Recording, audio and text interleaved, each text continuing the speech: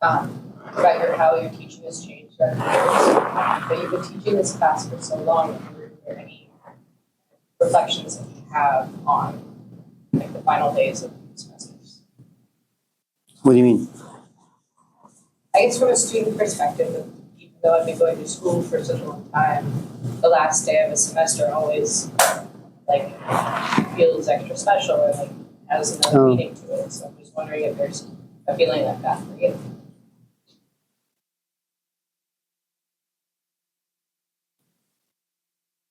Like I've done this for decades. Kind of reflect, or is it? No, I think if you put this within the context of the first noble truth, that eventually you'll get to a place where, you know,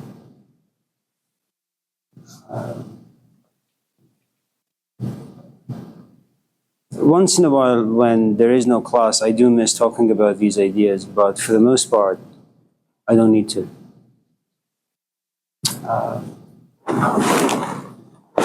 I very much enjoy working on the house, pouring concrete and, building rooms, those things. I'm sorry? Are you relieved? That it's over? Well, yes and no. I mean, this has been a really good class. Philly has brought pizza. It's a good thing I signed up for the fall. Yeah. So it is nice to come here, 3 nights a week and talk about these ideas because they are fun.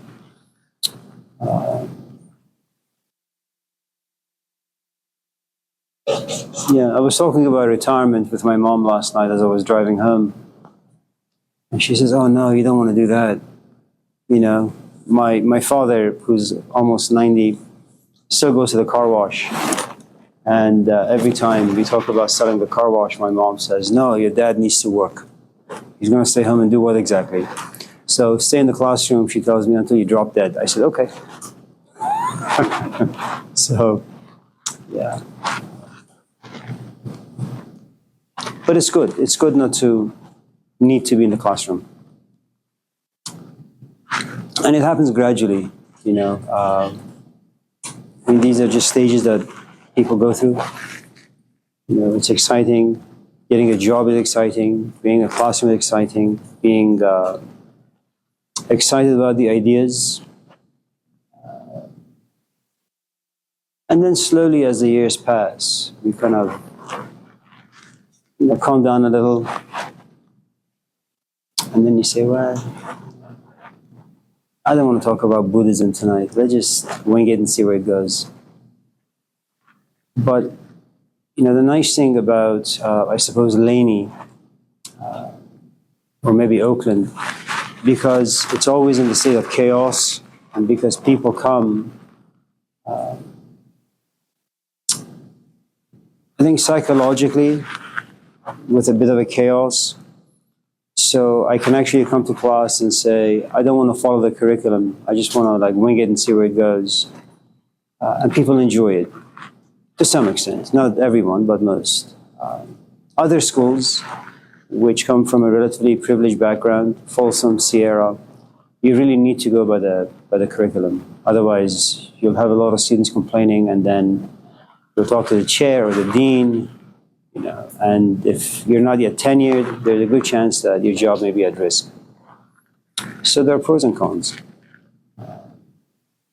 But for those of you who've enjoyed not so much this class, but the ideas, maybe you should really consider majoring in humanities or philosophy.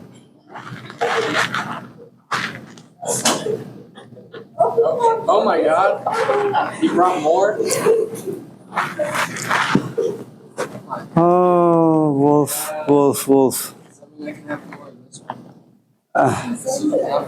But you're no longer growing in a healthy way. No, I go to the gym tomorrow.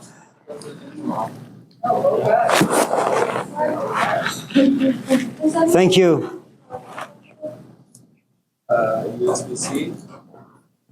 I do, but my hands are full. Okay. Andrew, there is pizza, please. Philly and Wolf are kind enough to. Yeah. So, anyone else with anything? Yeah, Philly. So you've been cutting tile. Are you gonna tile your yard or your walkway?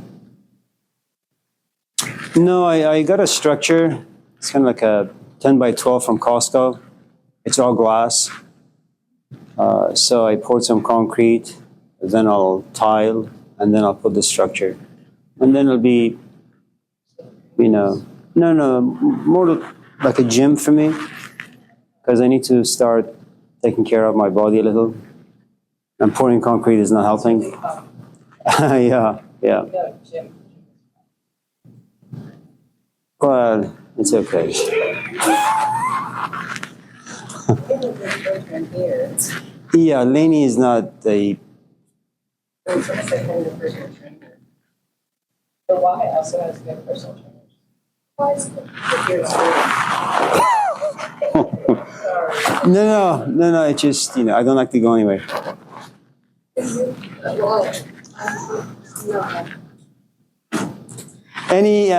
Well, thank you. Anyone else? Wolf? Just had a big discussion about ideas and stuff that we're talking about. It's really true that talk about ideas from here outside. We were saying the same thing, but not.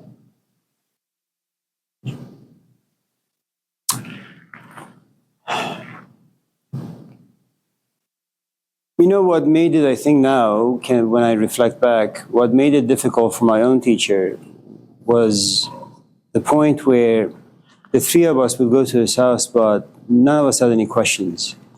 For the first maybe 5 to 7 years or 8 years, we would go in there with, notepads and pens and pencils and ask. We would actually write our questions beforehand. And he was Muslim of the Islamic tradition, and there were things that we had to do according to the tradition. So that was almost every day for about maybe 5-6 hours. And so there were a lot of questions. So there were no shortage of things to talk about. About 7 or 8 years later, what happened was that Hussein stopped asking questions, the other Hussein, and then Mehrdad stopped asking questions, and I stopped asking questions, which made it very difficult for Hussein, who was guiding the talks, because then he had to generate conversation. So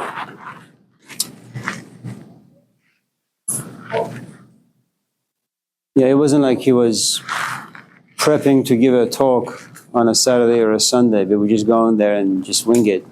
But the moment we stopped asking, then he would call his wife and say, okay, bring the Quran or bring Hafiz or bring something.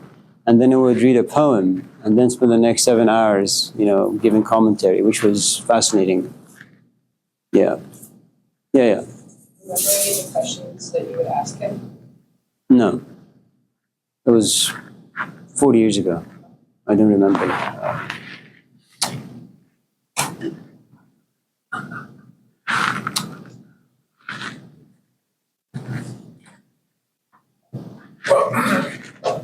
Hello. Make a comment that you did a very nice job of introducing religion of the world to us. I appreciate that for sure. Everyone comes with philosophy, but I'm a psychology major, so it should only help me anyway. Well, good. I'll be glad to see you next semester in the ethics class. Serious? Yeah, why not? It'll be fun. That's what I said. Good job. Look, you want to start going on me like that, no? Well, that's how it happens. Yeah, okay, sir. For the newcomers, there is pizza. As you can see, please come up and help yourself. Well, I grew up on democratic ideas, so sometimes it's a one-way road. And I respect that either way it goes. I understand. going to school from grade 1 to 12, and you get kind of acquainted with the philosophy of our country. But thank you for mentioning that. Oh, I appreciate that. Of course. That will look it up. You should, yeah. Thank you. Anyone else? Before we Eat more pizza? start talking about Jay-Z? Yes. That was this one. No, we'll cover the Gospels very quickly, and then we'll do something. Yeah. Maybe we won't do Islam. We'll just do the 4 Gospels and talk about the Beatitudes a little, and then see what happens. That's it? No one else? Chris? Sure? What are your thoughts on private schools? Private schools? Yeah, because a lot of people, they send their kids there because, like, they just assume it's better. But in a lot of ways, private schools are just, like, worse. Like, they just, a lot of them are just, like, religious. Not so,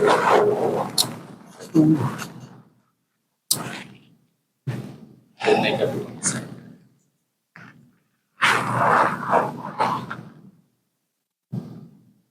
You're not yet a parent. Once you become a parent, especially if you live in Oakland, if you live in a place like Roseville, you know, when we moved to Roseville to wash cars in 1986, population was only 32,000.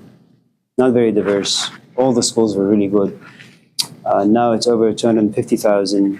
Schools still are really, really good. There is no need to send your kids to the private schools. In Oakland, you know, all you gotta do is just read a few things about public schools. And then depending on your resources, depending on the sort of parent you are, depending on, you know, how you want your kids to turn out, and it's always a shot in the dark, you know.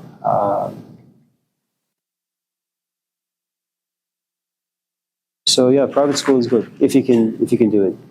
It's Yeah. a good thing I went to private school. Good job. Anyway, Andrew, anything? Talk about equilibrium. Like balance? Yeah, like you were talking about the union last night, the body and spirit, and how religion kind of provided that shape for us. Now it seems like the ratio is all that's why.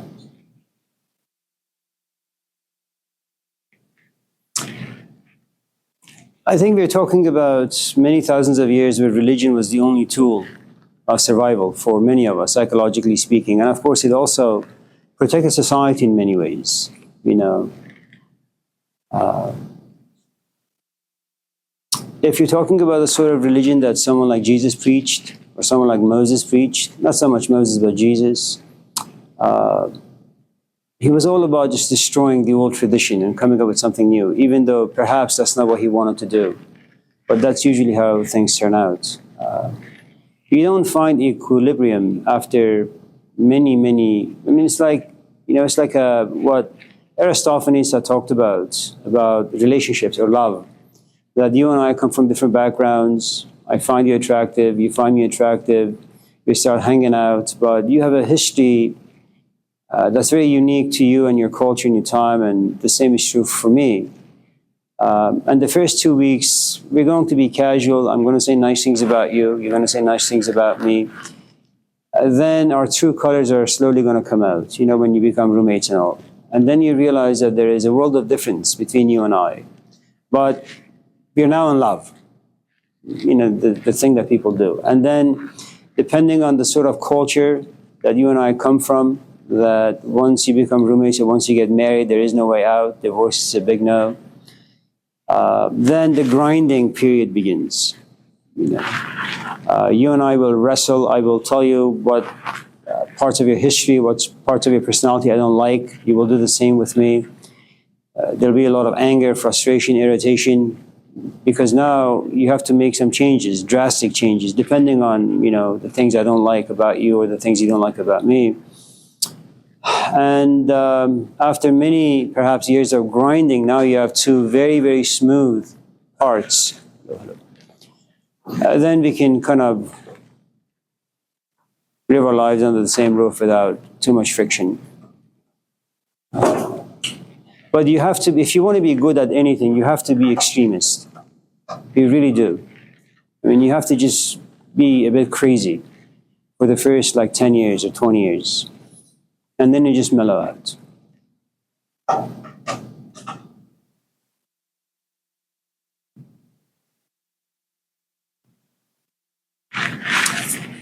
I think the best thing perhaps when you ask a question or anyone asks this question, myself included, always refer back to Krishnamurti, the Indian sage, that if you are able to study the question, your own question really, really well, you'll realize that the answer is right there.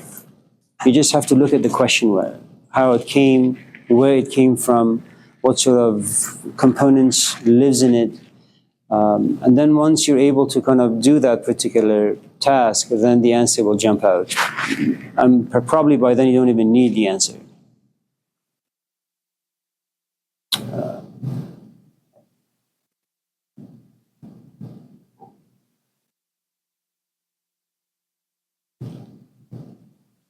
Yeah. Anyone else? Okay. So let's talk about the Gospels real quick. And then we'll go home. Did you? You sure? Beginning?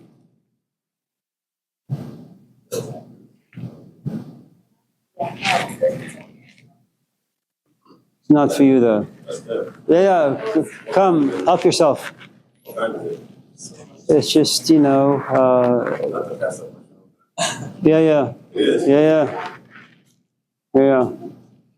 What you've been dreaming about the past 5 weeks.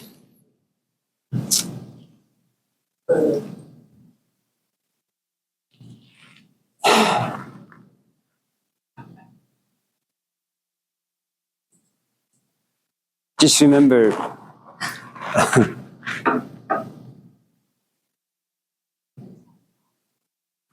well, independence or dependence?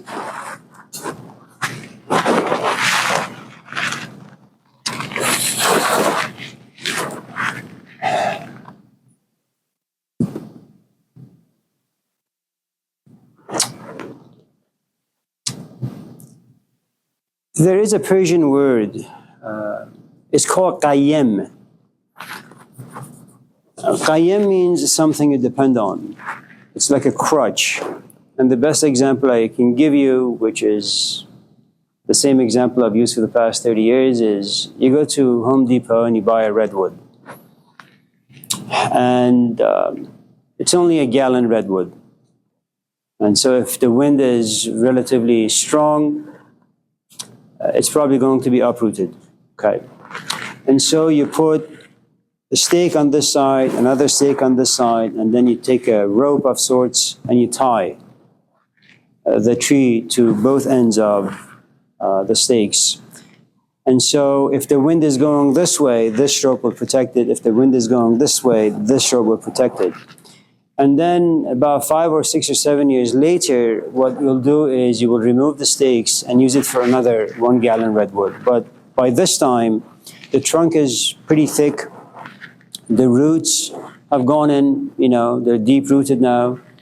For the most part, the tree can stand on its own. And it now is dependent on itself, the roots, and how deep they have gone inside the earth, and how the roots just hang on to things. So for human beings, unfortunately, for many of us, myself included, it takes a long, long time to remove the stakes. Because we have no choice but to be dependent on things. I think the task is to be dependent on not too many things out there.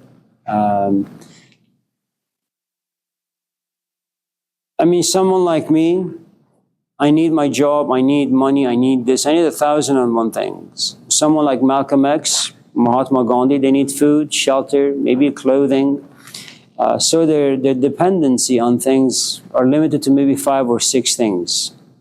Whereas me, 1,000 things. I become more of a slave to the things to which I'm dependent. It also depends on what it is that you want. Because if you want to be good at anything, you have to find someone who is proficient in that craft. You know, some people, granted, they have salt on their fingertips. That naturally you're just a good cook. How it happens, I don't really know. You know, but some people, they get married, whether it's a man or a woman, they need to cook. But they don't know how to cook. So they become dependent on YouTube clips about cooking, on books, on their grandparents or parents. So again, it depends really what it is that you're working towards and how proficient you are. The less proficient you are, the more dependency you will have, which is not a bad thing. And once you become satisfied with the sort of knowledge and experience you've accumulated, you'll just walk away. You no longer desire to be. Hello. So,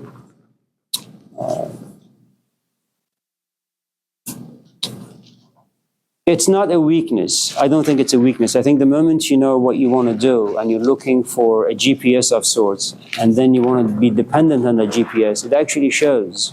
You know, the idea in one of the Beatitudes, blessed are the meek, you know, it's kind of like humility.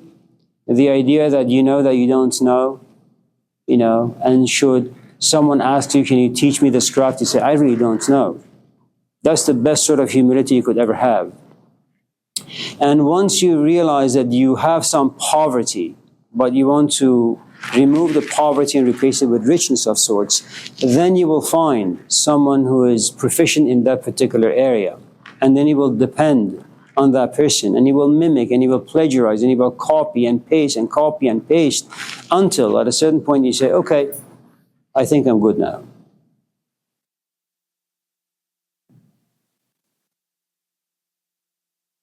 Yeah. Anyone else? All right. Yeah. Can you talk about free will?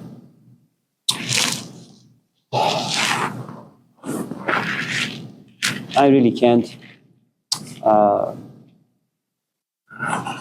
think you should take a philosophy class to get that question answered, and you shouldn't take it from me. Even though I'm probably the only one teaching it at Laney.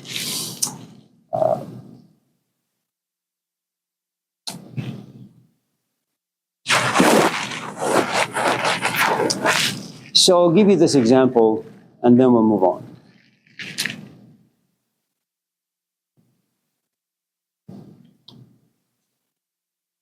Have you ever played pool? Billiards? Yeah. Let's say you go home from tonight's class and there is nothing to do for you, so you go to some pool house, you know, and you play billiard. And so as you hit the white ball with the stick, I don't know what it's called, it hits the orange ball, and as the orange ball is moving, it has this illusion that the orange ball has about itself. I am moving on my own accord. I made myself move. I have the free will, you know. But you know that if the white ball hadn't hit the orange ball, it wouldn't have moved. But now the white ball is under the illusion that it's moving, its own accord. But only you know that it's the stick that hit the ball. The stick assumes that it has the free will to move, but you know that without it being in your hands, it would move. Now, you may think that you actually went to the pool house because you wanted to, but you go home, you're bored, maybe you want to improve your game, maybe you watch some guy, you know, play pool on YouTube. The point I'm trying to make, everything is caused. Free will is not the issue. The issue is you want to put yourself under what sort of a force to be guided. In other words, you want to find a way to remove free will from yourself. Or if such a thing called free will doesn't exist, you want to put yourself under an influence of a force that will lead you towards a direction that hopefully later on you'll enjoy.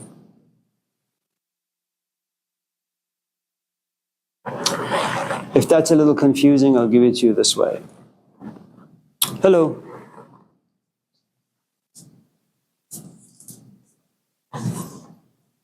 Many years ago, I had a nice young man saying that he didn't want to go to school anymore after having gotten his degree in philosophy.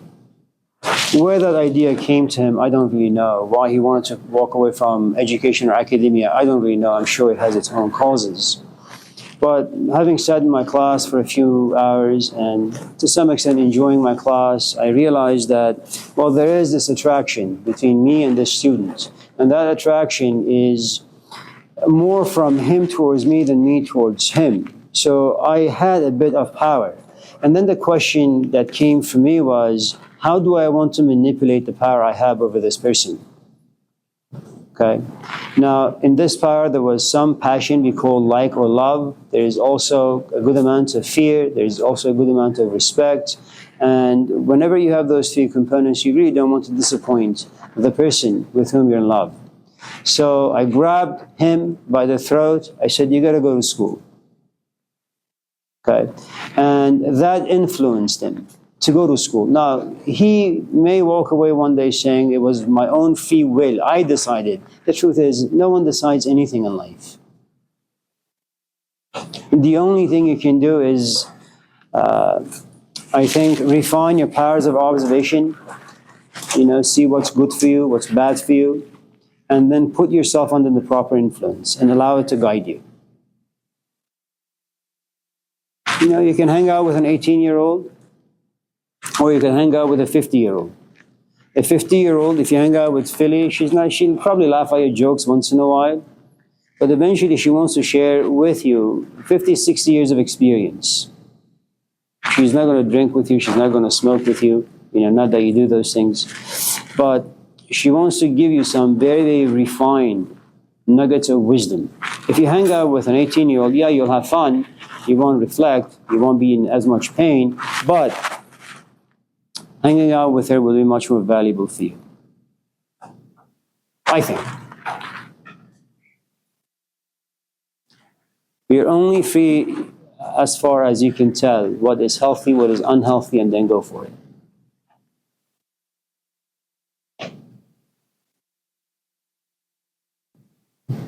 It's a world of cause and effect, man. Just do the cause as well. Anyone else? Yeah. It's just free range, it's my question. Sure. Okay. In one of your lectures, you talked about approaching things with your soul, right? In a way that you can't contaminate what you touch. You just touch on how you approach something, right? And when you really care about it, whether it be like a relationship or anything, right? How do you not? You can't. You will destroy whatever you touch eventually. First, because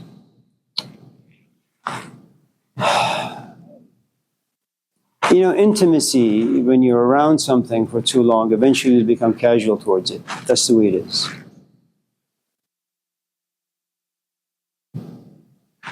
I'm guessing that you've read a couple of Gospels, right? Okay, so there are moments, maybe the first few times that when you read some of the verses inspired you. Maybe you wash your hands before that. Maybe you change your clothes. Maybe you took a shower.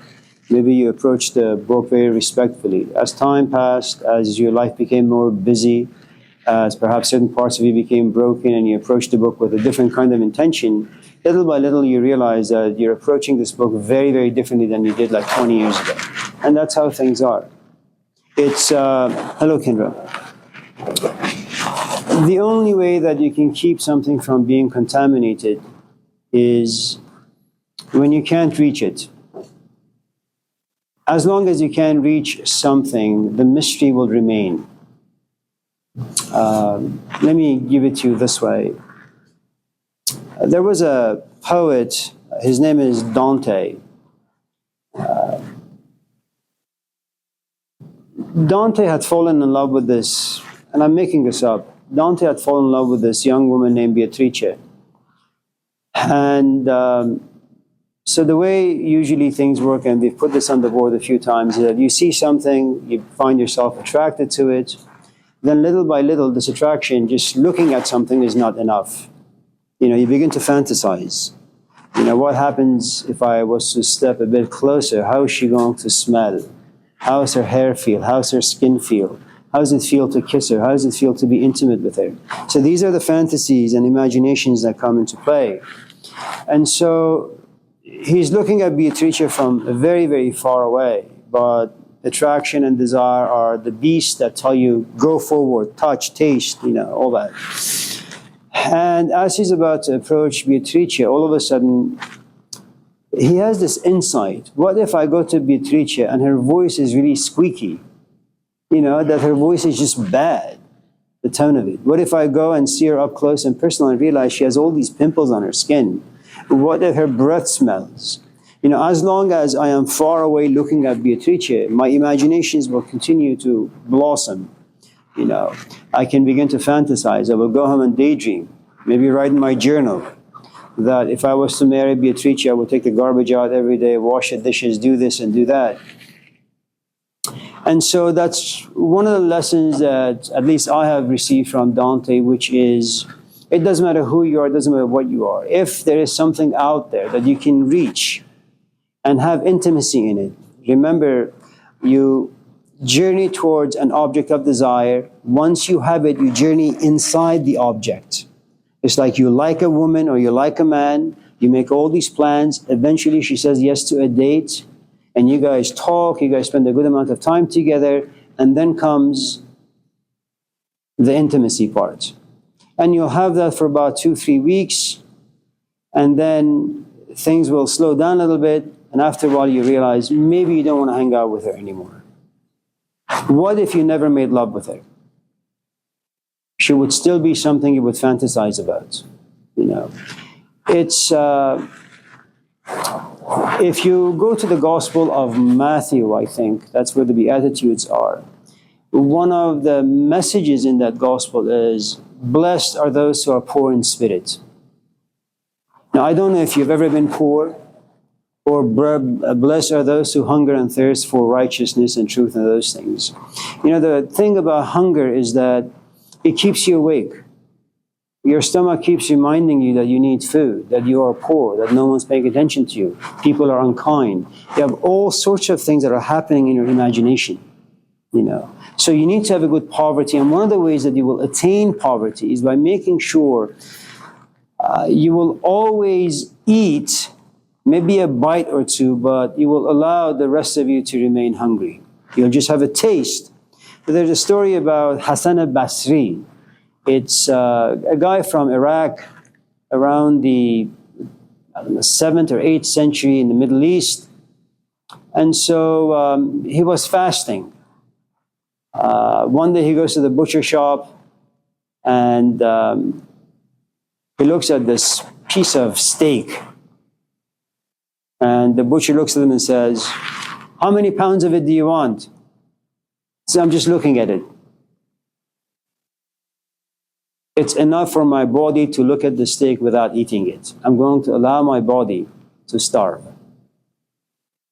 So another way of doing this would be, you may not like the book, but nevertheless, read either In Search of the Miraculous, the relationship between P.D. Auspinski and Gurdjieff, but more interesting, I think, is Daughter of Fire, where you have a woman who falls in love with a man who happens to be her teacher. There is just something magical about this man, at least that's how she feels. And she can't bring herself to get too close. There's too much fear. And so it takes her another 10 years after he passes to, in fact, write this book. So again, as long as you like something but can't reach it, you won't contaminate it. Okay, well, if contamination is inevitable, then how do you preserve something, right? Let's say you're married for instance. How long have you been married? Long time. Okay, long time. So how do you preserve that? I mean, obviously some contamination happened at some point, right? But how are you preserving? Or how do you preserve something? You don't think about it.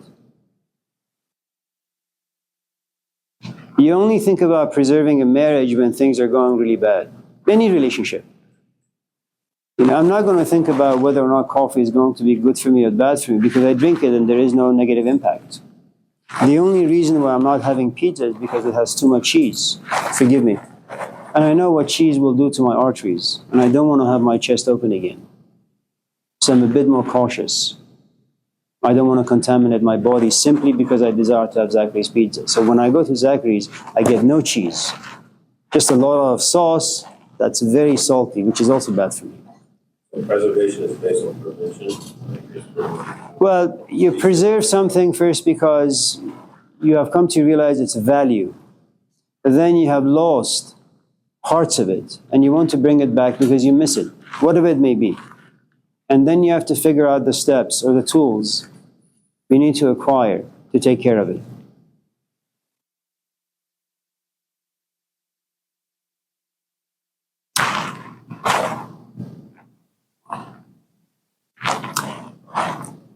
Look, today when you talk about marriage, I don't know how people do it today. I mean, if I was to tell you buy my business, but know that it's on the verge of bankruptcy, and I'll sell it to you for like $200,000, you'd be an idiot to give me your money and buy a business that's going down. When you talk about marriage, you're talking about 62, 63% divorce rate. It's a bankrupt business. Now, why the hell would you want to go in it? You know, I'm not saying that you shouldn't, but it's a dangerous territory these days. Not impossible, quite possible, but just, it has its days. Anyone else? Yeah. Grief? Grief?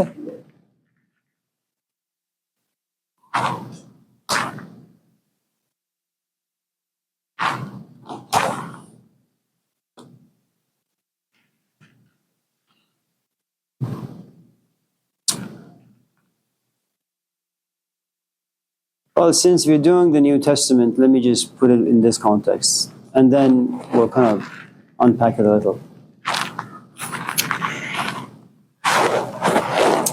So, one of the characters in the Gospels is Peter, known to be the rock upon whom the church is built, supposedly. In the Gospel of Mark, they're around this fire, they're sitting and talking, and Jesus asks, so who do you guys think I am? And he's the only one who says that you're the Messiah. Okay.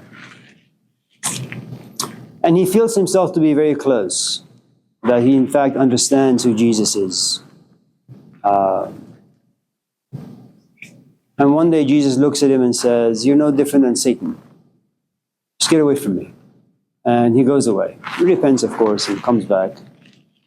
And then comes the real test, very much like Job, where Jesus is taken before the Sanhedrin, is tried, found guilty, and now the soldiers are looking for anyone who's been around this guy, Jesus. And all the disciples begin to deny the fact that they knew who this man was. So Jesus is dead. Peter finds himself in a room. Now he's in a state of grief.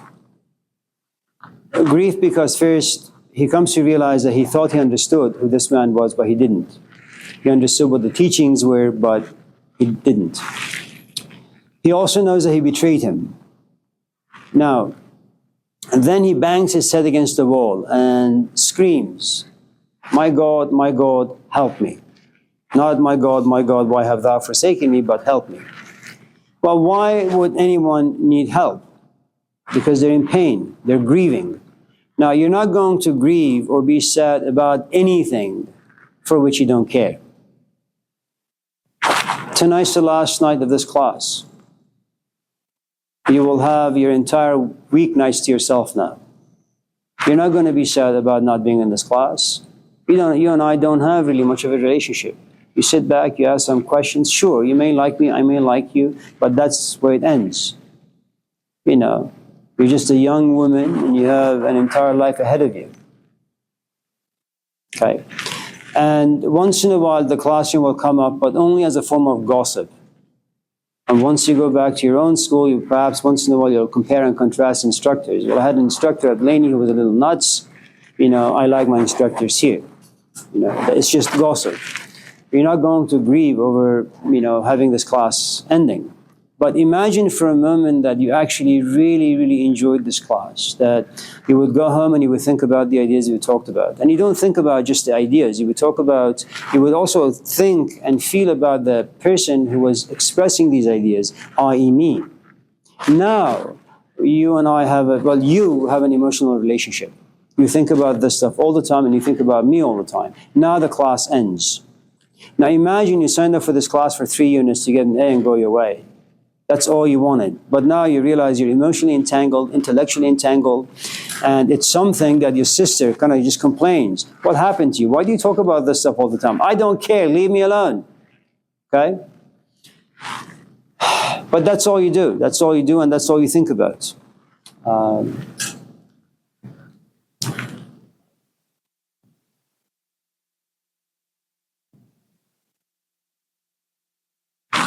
And so when the class ends, you kind of walk out not knowing exactly what to do, where to go, who you should talk to, because you become addicted to this class Monday, Tuesday, and Wednesday.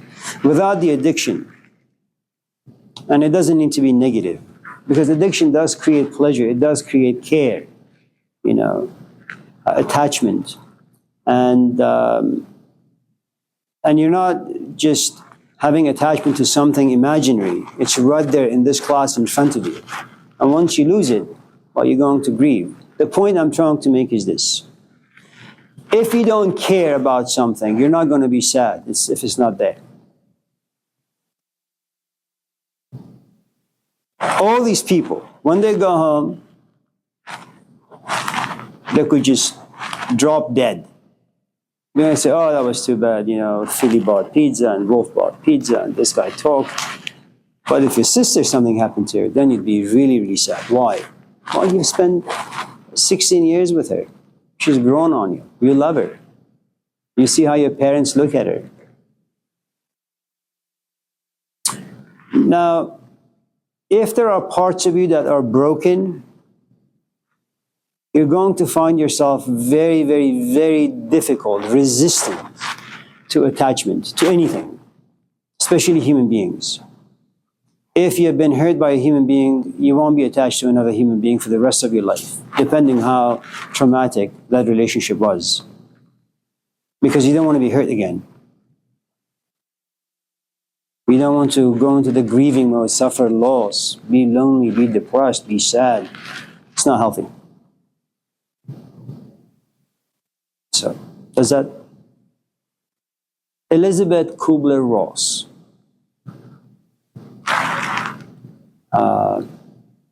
Just Google stages of grieving and death. Just see what comes up. It's good stuff. Anyone else? A wolf and then The value of chaos has no value initially.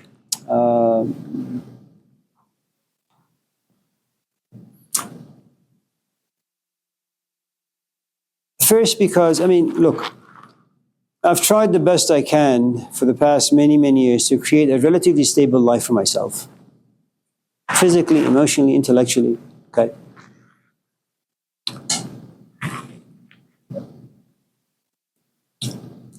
Stability creates security. Security, to some extent, tells me that I know how my tomorrow is going to be. I will still have a job. I will still have a home. I will still have my health. Security allows you to tap into the future and say, I'll be fine. It's not like the Stone Age era where you don't know if you're going to be devoured by a monkey or a Godzilla or whatever, right? If you have a shelter or no shelter, if your flesh is going to be burnt by the sun or frozen by the climate. So stability is really good, and that's what all of us in this class desire. Unfortunately, life is what Freud would call the slings and arrows. No one is spared from it. Eventually, something terrifying is going to happen. Whether you're going to look yourself in the mirror and realize you're 50 and amount to nothing, whether you're in a marriage and the marriage falls apart, whether your child dies, who the hell knows what happens to people, okay? But something happens that unravels everything you have created. It's no joke that you and I, from the time we wake up in the morning, the time to go to sleep, we are there working really hard for our security, for our future. Okay? And then something happens and you lose all the power that you had accumulated, that you had created. And you don't have to be physically homeless, but you certainly will feel emotionally and intellectually homeless, because the mind comes down to figure out what you need to do, but is paralyzed. And emotions, all you have are negative, and it's exploding left and right all around you. Now, very much like Job, I mean, these are great wisdom traditions. Very much like Job, you may want to say, or you may want to just end your life. And lots of people do it because they don't see the light, you know, and you're angry and you're pissed off and, you know, you're violent and enraged. And you think that your life is never going to get better, and because that's what chaos does. You know, there was a guy. It was the first year that we had bought the car wash, 1985 or 86. He was a truck driver, very, very nice man. His wife used to teach at Roseville High School. Very, very happy. At least that's how they seemed when they came to wash their cars. One day he comes in on his own, by himself, and he looks a little bad. You know, it's like he hadn't showered and he hadn't slept. So what's going on? My wife left me. Left you? What do you mean? She just left me. I think she found another guy. Within a couple of weeks, he lost about 30 pounds, I think. He lived in his car. He wanted to end his life.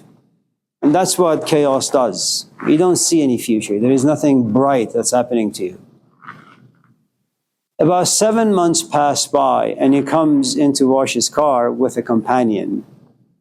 And he says, I've never been more happy. So when you talk about the wisdom of chaos, it's your life is set, it's good, something happens, everything about your life falls apart. Okay? And then if you are able to be patient, extremely patient, without resorting to alcohol or drugs or porn or the things that just people do usually, you know, if you're able to just sit in the darkness for a while, in a healthy way, you know, you're going to get depressed, you're going to kind of think about suicide and all those things.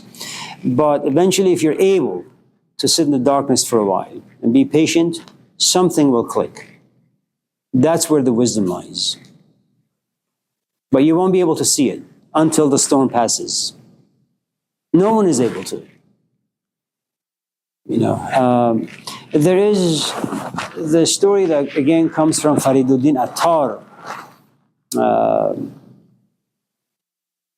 Some guy runs into a dervish. A dervish is like a religious guy, and says, "So why are you so happy?" He says, "Well, you know, life has always gone according to my wishes. You know, the river flows the way I want it to. You know, the wind blows the way I want it to. Even my son died the way I wanted him to die." And that's ridiculous. How could you say that? I said, well, the moment I accepted life for what it is, I got rid of my own will and accepted what life gives me. But that's a very, very, very elevated status, you know. So again, there is no wisdom in chaos initially. Once it passes, maybe you'll have some breakthroughs and you'll get some nuggets. Yeah. About the impact of diaspora on religion. The what? Diaspora, the impact of religion.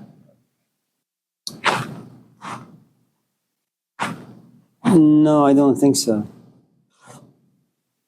No, I wouldn't know how to approach it, at least not right now.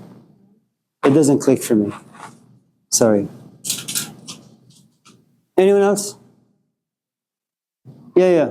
What happens if you go through all that trouble, all that chaos, and you just find yourself like with nothing, like no wisdom, not even like a hint? You just went through it for nothing. Well, it really depends on the sort of chaos that comes your way and who creates it. It's always best to have someone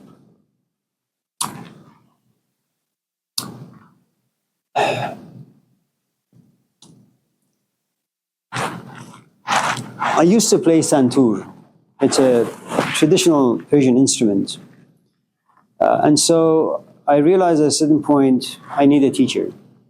And the only teacher at that time, 1986, was available was a guy in San Jose.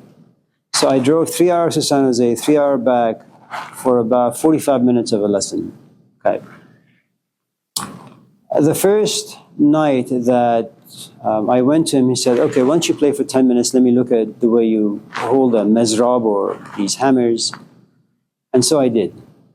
And he started screaming at me. Called me uneducated, an imbecile, this and that. And then after he calmed down a little, he said, okay, let me show you how things are done. Hello, Amir.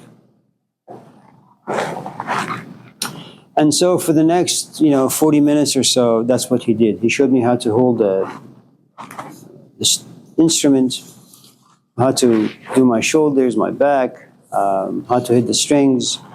That was a chaos he created for me because I thought it was relatively okay, that I had read some books, I knew how to hold the instrument the proper way. But he created this chaos and then he put me back together. If on the other hand, he didn't know what he was doing, he would just beat me up emotionally, verbally abuse me, and then let me hanging, well, then that's a bad chaos to have. Oftentimes, because we are somewhat callous about ourselves and our relationship to life just creates awful events for us, our own making, and we don't really know what to do with them. And so we kind of get stuck. I mean, imagine for a moment you get married for all the wrong reasons. And by wrong reasons, I mean it's something you kind of realize much, much later in your relationship, okay? But you go to a party, you see someone, you like the way they look, you guys hang out, you guys have sex, he says, I love you, you say stupidly, I love you back, and you guys, after a few weeks, if not pregnant by then, you get married. Then time passes, you realize it's a piece of crap, you know better really, and you want out. And then you sit and you say, how could I do this to myself? Well, it's because we're not educated in this particular craft. And then God knows how long it's going to take you to get out of depression, how wounded you are if you're able to walk into another relationship in a healthy way. So there are lots of things to consider. It's always best to have someone who is really, really, really, really good to create chaos for you. You have parents. They mess up your life all the time. They scream at you, spank you, hit you, But at the end of the day, they give you a hug, give you some food, and tuck you in bed. It's great.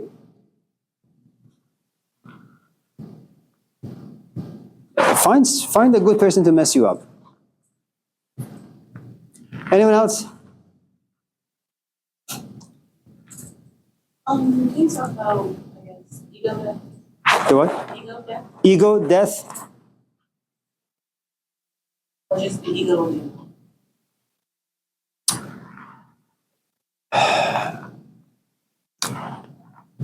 In English, you only have one word, which is ego. Ego, really, just ego. In Arabic, you have 3 types of egos. One is bad, and by bad, I mean it just kind of distracts you and takes you to all the places that you will eventually regret. The other ego has to do with your powers of reflection. The other ego has to do with, I suppose, that one beatitude in the Gospel of Matthew, which is, blessed are the pure in heart. Nafs avvame, nafs ammame, va nafs mutma'ineh. Nafs mutma'ineh is an ego that's very, very certain about everything. And it's certain because there is faith, because there is experience, there is knowledge, there is all those things. So, if I was to kind of just superficially talk about ego, I would say the following. Ego is nothing but a container of your experiences. The less you understand those experiences, and the more you assume that you understand, you just have a false ego to you. If, on the other hand, your container of ego has a lot of experience that you have understood, good or bad, or good and bad, and you have reflected on them, and those experiences have caused you to grow and mature, then you will allow yourself to be a little bit more certain about the things you talk about. Ego is good. Ego is about who you are, what you've done. The question is, how reflective are you about the things that live inside you? And to what extent do you assume? And to what extent are you certain? It's good to like yourself. There's nothing wrong with that.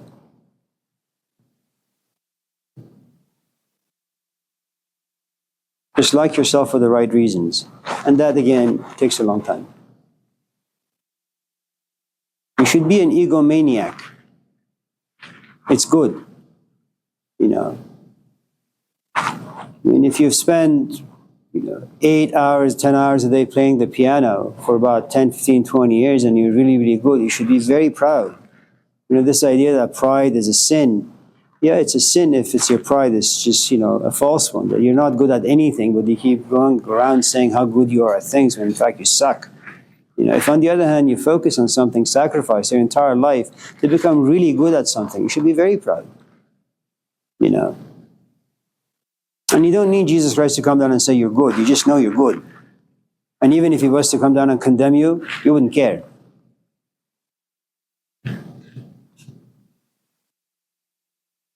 Anyone else?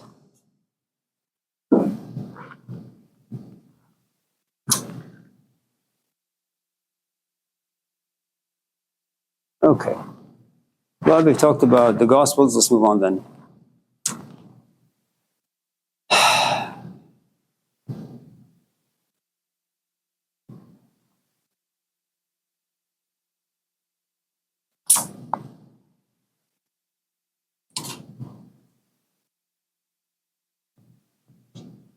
There are about almost 40 different Gospels. The Catholic Church did us this great favor. They realized that a few centuries down the road, there's going to be this country named America. No one's going to read. No one's going to think. Instead of giving them 40 different Gospels, let's just reduce it to 4. I'm just joking about America and all that. You didn't write that down, did you? Good job. Just kidding. So there are 4 canonical Gospels, and by canonical I mean the following. Some people in power, long time ago, get together and they say to themselves, how can our business prosper? Are we going to have people depending on us, or are we going to have people reading a book or hearing a verse and becoming independent and realizing that they don't really need to come to us for any questions or any answers or any of that? So they decided that Matthew, Mark, Luke, and John should be the Gospels. Now, there is something about the Gospel of John which is sketchy. It took them a long time to figure out whether or not they should accept the Gospel of John, because it's a strange book. The Gospel of Mark is about 40 to 60 years after the death of Jesus, and no one knows who wrote the book. The Gospel of Matthew is about 60 to 70 years, and no one knows who wrote that book. The Gospel of Luke is about 70 to 85 years after the death of Jesus, and no one knows who wrote that book. And the Gospel of John is about 90 to 110 years after the death of Jesus. And you may ask, well, how do people know that it was written 60 or 70 years after? Well, what you have, for example, in one of the Gospels is the fall of the temple. But that took place 70 years after the death of Christ. And you don't find that narrative in the Gospel of Mark. Why? Because while Mark was alive, the temple still existed. Okay? Now, you could say that the writers or fortune tellers, they could access the future and write about the events of the future to us, but I don't think that's the case. Okay? Now,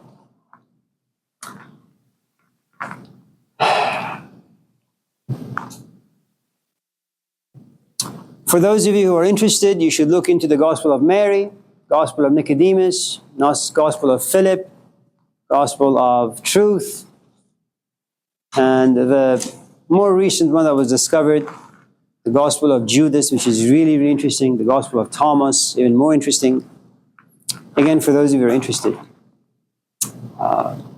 So let's do something unique with these Gospels. Forget the name Jesus Christ. Replace Jesus with wisdom. Because that's who Jesus really is. He's the embodiment of wisdom. Don't get stuck on the name. The name means nothing. Christ basically means someone who's been baptized with wisdom. Okay? All of us in this class have moments where we are baptized with insights and wisdom. Okay? The only difference between someone like me and Jesus is the following. 90% of Jesus is wise, 10% is human. 2% of me is wise, the rest is junk. That's the only difference. Okay? So remember, our bodies and our minds are nothing but carriers of information, knowledge, experience, and wisdom. Jesus just has a lot of it. Now I'm going to approach the Gospels in this way so that anyone in this classroom who has some insights about themselves, about their lives, to some extent they can access their future, their interaction with other people. You can to some extent know what to expect when you're around other people. Okay.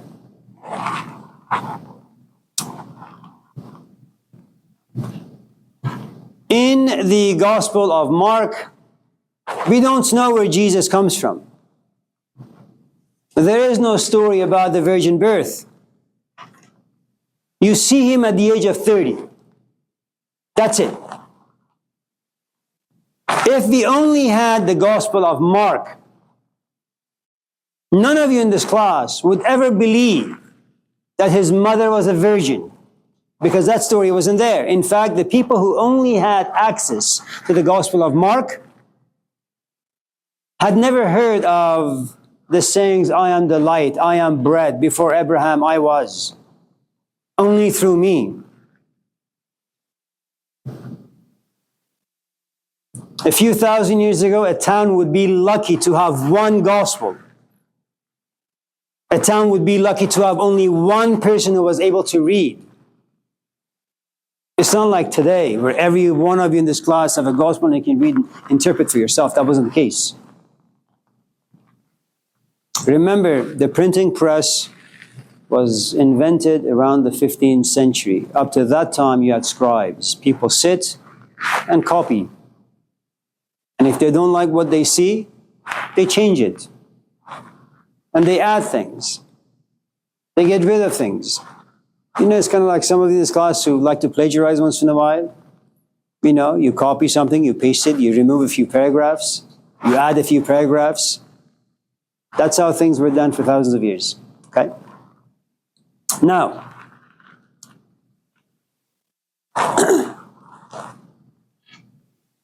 if I was to ask you what is wisdom, where it comes from, always go back to the Gospel of Mark. If sometimes you open your mouth and you hear yourself being really, really wise, and you become curious about who you are, what you are, why is this happening to you? What you have in the Gospel of Mark is, you will never find out. Don't ask such silly questions. You're not the owner of wisdom. Wisdom comes when it wills, and it goes away when it wants. Like Jesus in the Gospel of Mark, we don't know how this man came about. All we know is that he came about. Wisdom has no physical parents. Wisdom does not belong to the human mind. You could say wisdom belongs to the soul, and since the soul can't be seen or touched or heard, neither can wisdom. Okay. Now, the other thing you will find in the Gospel of Mark is the following. His parents, Jesus' parents, on few occasions think that he's gone mad. He says crazy things, wise things, but they contradict the teachings of the Old Testament.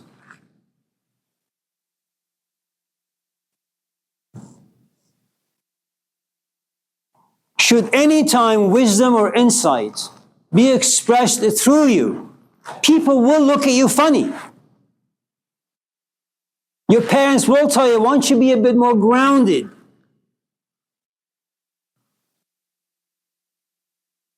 The people closest to you will not like you.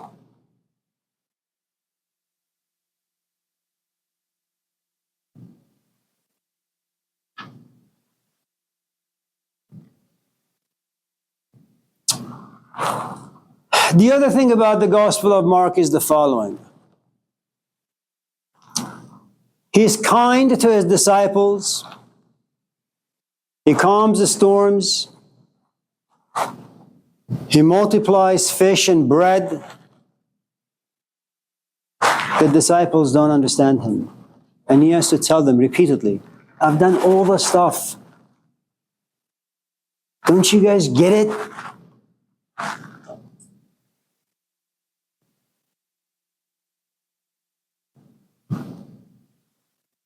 Wisdom will always be misunderstood. You may be wise, and you may give me your wisdom, but I'm not a container that can receive wisdom. I can only receive information. I can only receive historical facts.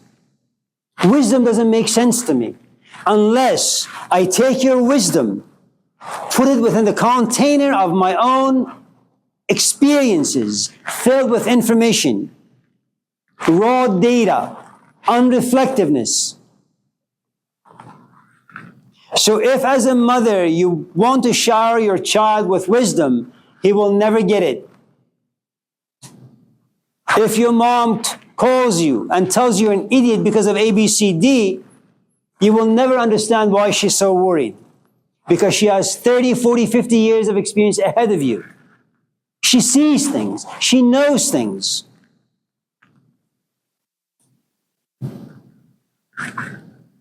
So just in case you've had a life experience and you've sat and you've reflected, you've unpacked it, you've really understood it, and then like Wolf, you go somewhere and you talk to your friends about it, do not expect to be understood.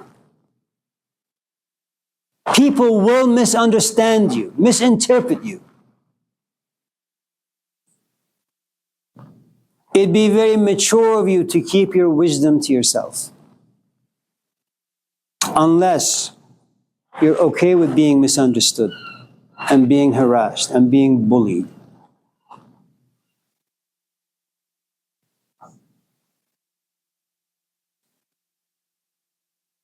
Right. Now, there is another thing about wisdom that you should know. Wisdom just desires to be expressed. Whether it's received, that's a different story. Wisdom is like a living organism. The only thing it wants to do is get out.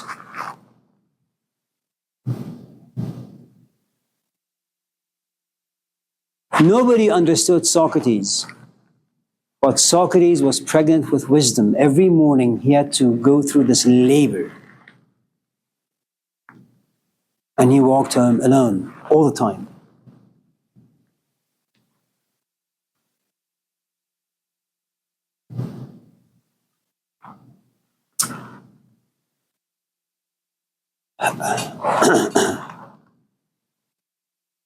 So, why is Philly single? Only has cats? She's wise. And experience has told her, remain by yourself. You won't be understood. It's nice to watch TV with someone, but sure, don't share your wisdom with them. It'll create conflict.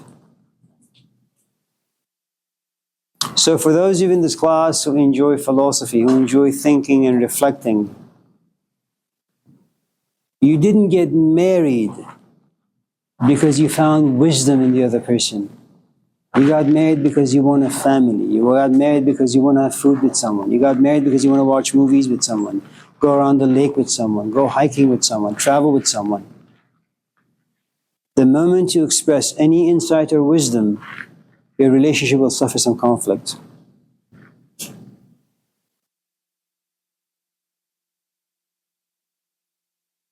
Okay? Now,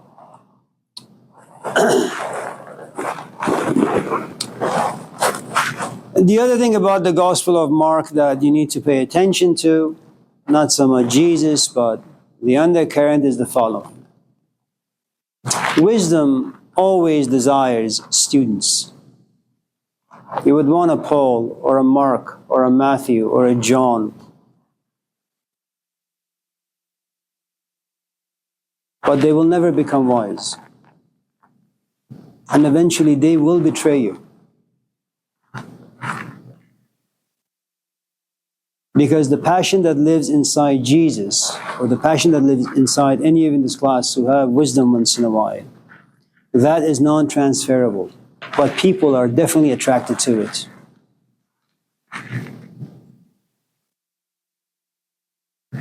In the Gospel of Mark, Jesus refers to himself as I am only twice. That's it. He's just a tiny bit of an egomaniac. Also in the Gospel of Mark, whenever he goes to heal anyone, he does it in private.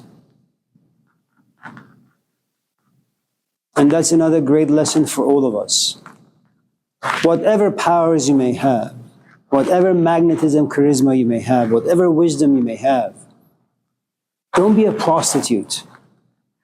Don't share it with anyone and everyone. Find someone that you think is worthy. It's subjective. That comes to you, needs some help, and they assume that you can help them, assist them in some shape or form. Don't brag. Always do things in hiding, unless you want your wisdom to become contaminated. Remember, many of us in this class just live in the world of Caesar. We are mostly flesh. The kingdom of God that lives inside us, maybe 1%, 2%, that's it. Okay? Do you have any questions? So remember, whenever you share your experiences that you have unpacked and observed and understood, you will be misunderstood. And you're not going to be misunderstood by strangers, by the people very, very close to you. من از بیگانگان هرگز ننالم که با من هر چه کرد آن آشنا کرد. Strangers don't hurt us, only those who are close to us. You have this insight, you go home, you want to share it with your companion, she looks at you and she says, what the hell are you talking about? And once again you realize how lonely you really are. Have the capacity and the maturity to keep your insights and wisdom to yourselves. Questions?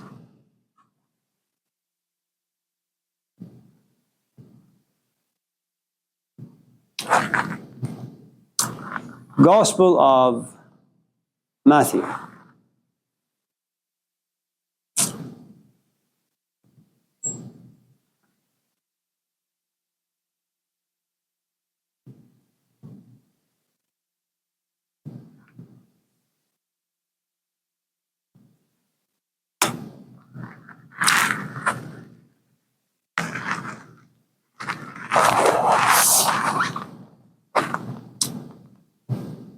On the technical side, there's a genealogy in the Gospel of Matthew, and it's usually called the Jewish Gospel.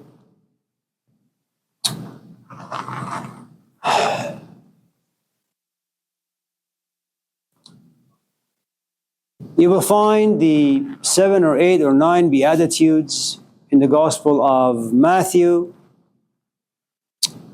They're very much like the 10 Commandments in a different version.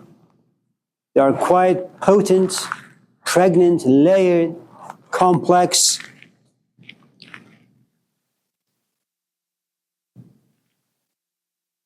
The genealogy in the Gospel of Matthew takes Jesus all the way back to Abraham. Now, the original name of Abraham was Abram, which simply means house. made of the stuff you buy at Home Depot: mortar, cinder blocks, concrete, rebars, if you don't want it to fall. Okay? Once he has an experience, his name is changed to Abraham, and the only thing that they did was to add a he or h to Abram. And h or he in Hebrew means light. All of a sudden, what you have is the house of light. Okay. Now, what will you find in the Gospel of Matthew? Well, the people in that particular book, they're going through a difficult time. They're expecting a David, someone, a Messiah coming to their town, rescuing them from being tortured by the Romans.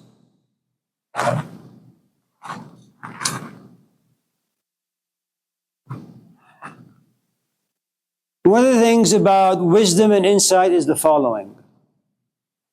You will never initially desire to share it with strangers. Wisdom wants to be shared with one's family. You will share with your wife, with your girlfriend, with your boyfriend, with your friends.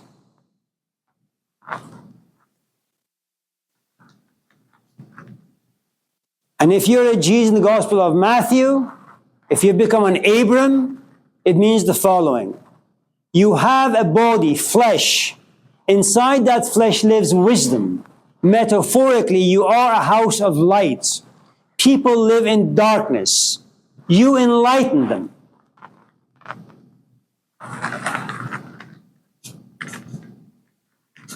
Now, one of the problems you'll find in the Gospel of Matthew is the following. He doesn't like the people who have power in the Jewish tradition, the rabbis, the Sadducees, the priests, the Yahwists.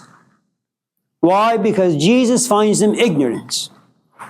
William asks, how do you keep something from being contaminated? Well, you can't. The rabbi approached the Old Testament with honesty, sincerity. He wanted wisdom. But he opened his mouth too much. Instead of wisdom being the object of worship, he became the object of worship. Instead of giving wisdom all the power, he assumed all the power. Then he ruled over the subjects, i.e. the Hebrews. Eventually, wisdom ran away from him. He became only the letter of the law. The light that was once inside him diminished. So when you read the Gospel of Matthew, what you will find is the following.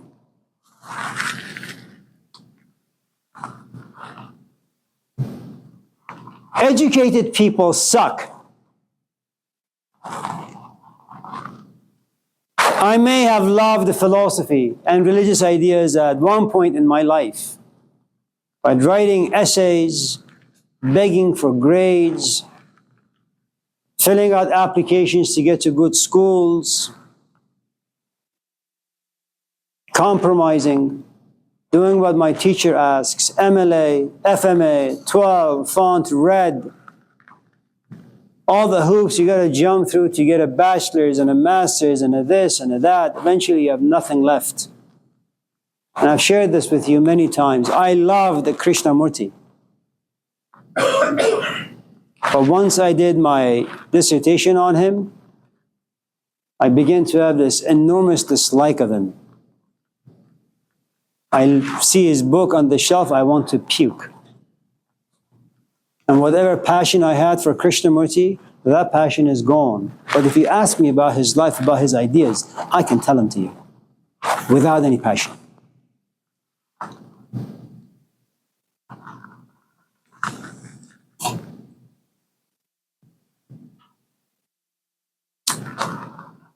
Now, Beatitudes are the wisdom lessons perhaps in all the four Gospels, or maybe just in what wisdom desires to express.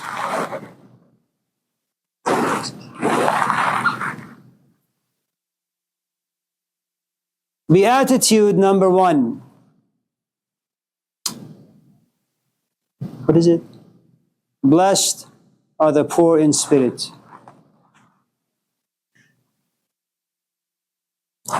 I don't really know at what stage any of us in this class will find poverty a blessing. If you go back to our conversation about chaos, chaos is not a blessing. I'm not going to sit back while my kids die in front of me and say, yes, eventually I'll find a wisdom from this event. The grief, the pain, the loss is just too much. I become completely blind to the possibility of wisdom 10 years down the road.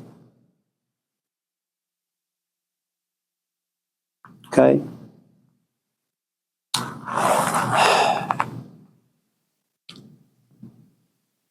Now, go back to our conversation about the human being, that there is a body to us, but it doesn't say, blessed are those who are poor in body. It doesn't say about the emotions that are generated by your physical body in a physical space. If you were home right now watching a good movie, you would have a great amount of positive emotions about you, inspired, probably sitting, eating some popcorn or chips or pizza. You come to this class, it's a different physical space. You have to look at me, listen to me, things you're not interested. So I create a different set of emotions: irritation, frustration, boredom. So when we talk about emotions, what we're really talking about is you and I not having the proper knowledge or self-knowledge to situate our body in a space that can create the emotions that we enjoy.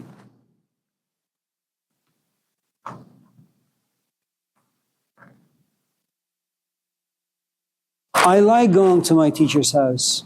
It wasn't a happy place, but it was a place we could think and reflect and feel and be confused and be a complete mess. And sometimes the person next to you would cry and you'd grow jealous, saying, why can't I cry?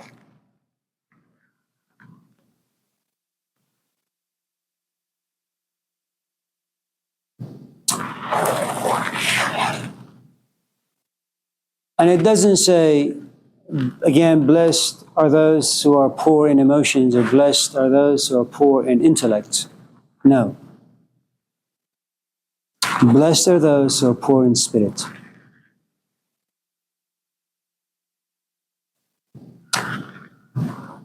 The truth is, if I was to talk about my own self, my life is so busy and I'm so unreflective and mindless most of the day. There is really no spirit about me that feels any poverty. I am really good at distracting myself with all sorts of things. The only way poverty of one's spirit will express itself is you realize that you don't want to really take your body anywhere.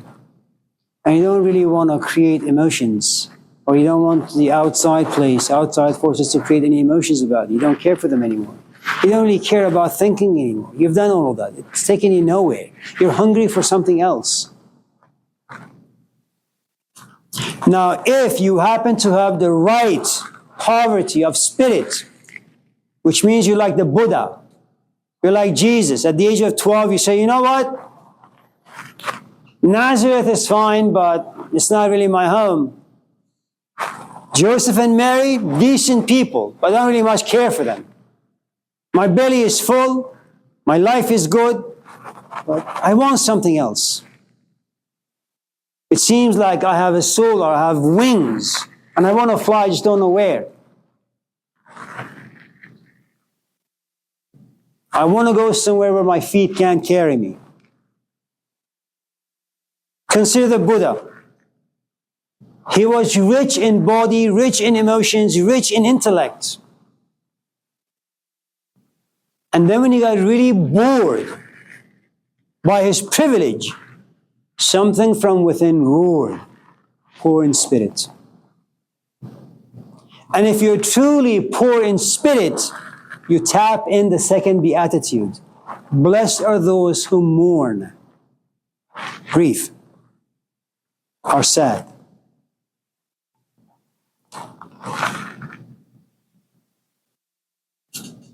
If you want to know what mourning is, go to a funeral service where a mom has lost a son or a daughter.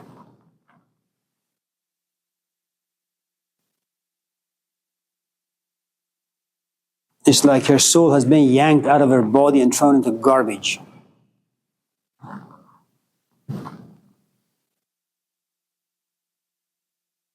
Anyone who is poor in spirit has no choice but to be in a mourning state, grief state. You've lost too much. And remember, none of us in this class are possessors of the Spirit. It comes and it goes when it wills.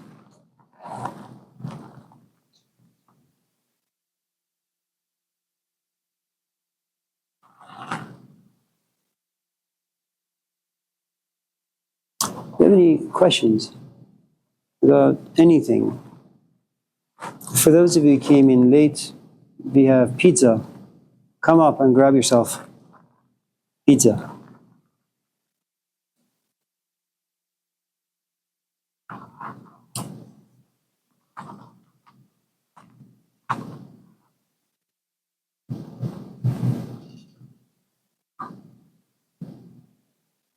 If the word mourn is a little difficult, replace it with blessed are those who are broken-hearted. Not that you're broken because you have cancer, not that you're broken because emotionally you feel isolated or lonely, not because you're intellectually confused or you're looking for answers to a certain question.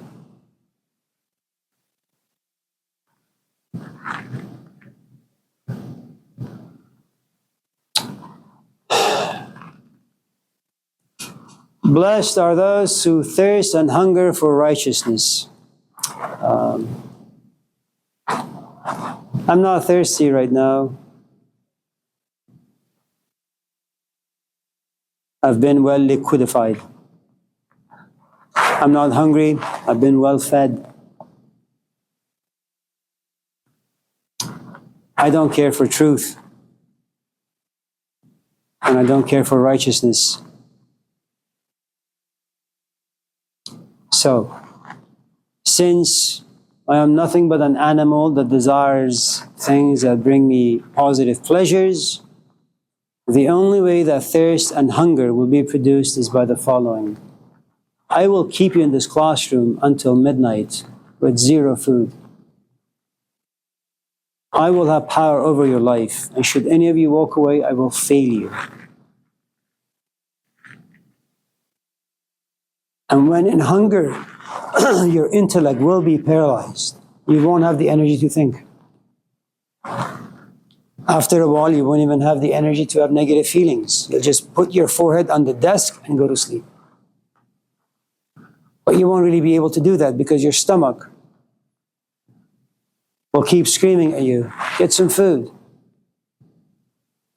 How do people become thirsty? How do people become hungry?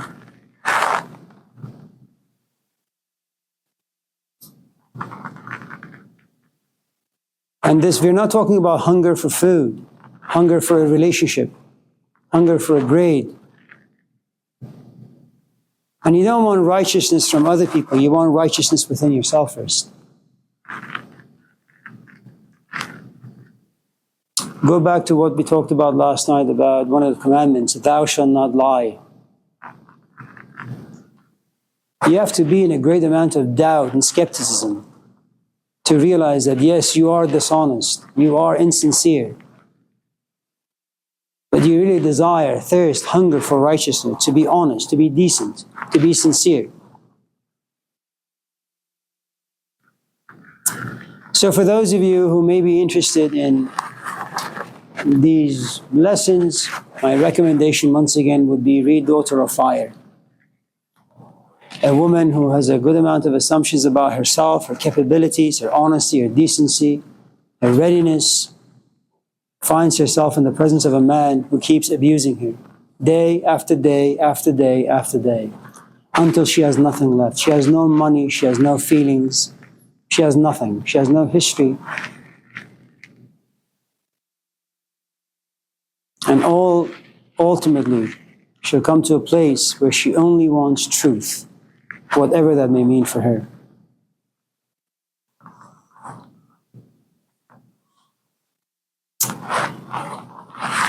Let's do one more and then we'll move on to the Gospel of Luke.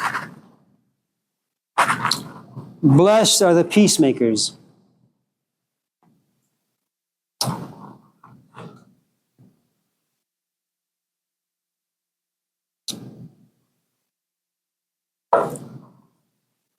There is a gospel out there. Not many of you perhaps have heard of it.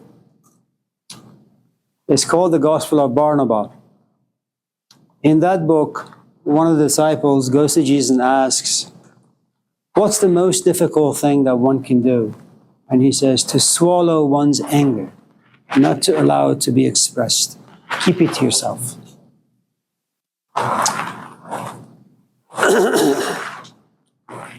The world is chaotic. None of us in this class get what we want. The world always throws awful things at us, like signing up for a class like this because you need a grade.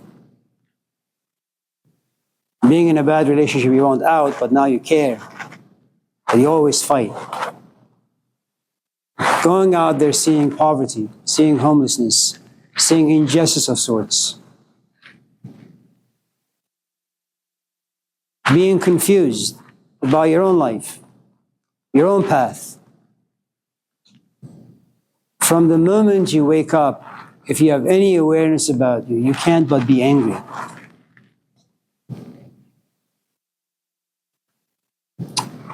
To become a peacemaker means you have to accept things for what they are.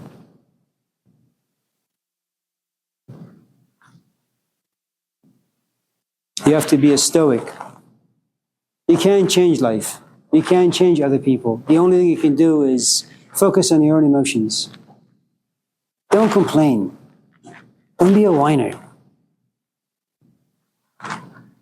And the best example of being a peacemaker is when someone slaps you on the right cheek, offer them the left. A couple of things happen. First, when someone slaps you, it's not a very pleasant feeling, depending on how intense is the slap. If you get punched by Mike Tyson, I'm not sure. If you get slapped by a 2-month-old baby, that's a different story.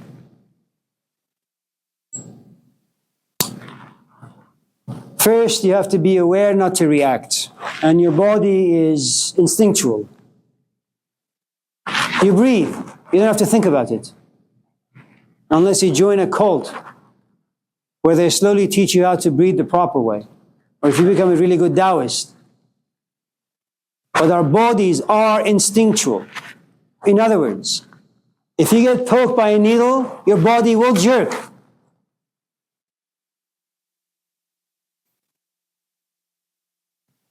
If I'm completely unaware and you call me a camel jockey, I will react. The only way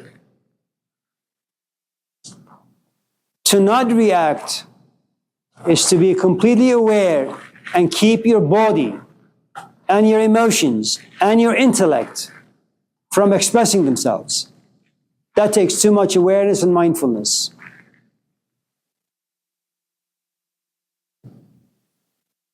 The other aspect of being a peacemaker has to do with another human being. They do you wrong. And somehow you need to keep peace.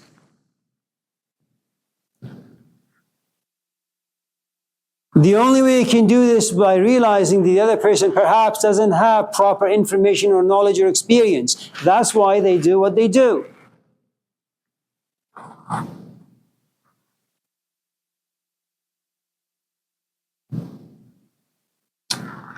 This makes you a different kind of a slave. You're not in bondage by any other human being. You're just in bondage by your own wisdom.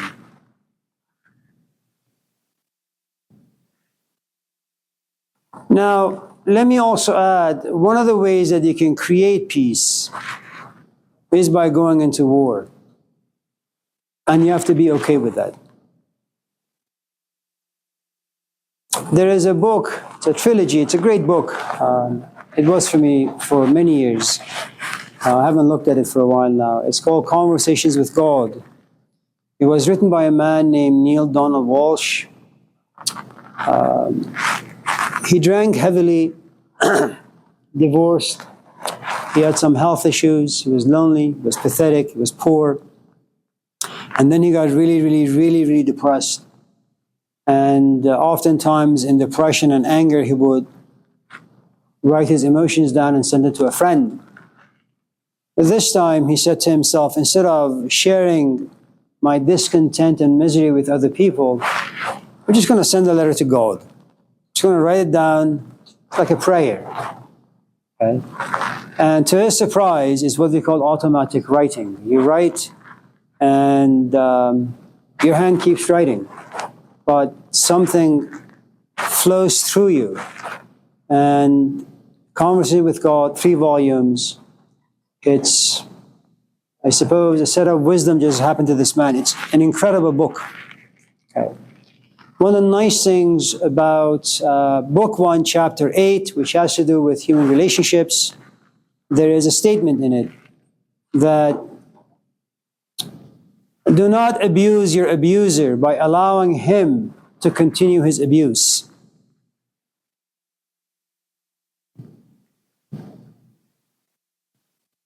In other words, if you find someone to be ignorant and they do things that harms themselves and other people, shock them, tell them, be angry at them. Hopefully they will learn and stop. So remember, when we talk about peacemakers, it doesn't mean that you always need to be passive. Allow people to walk all over you.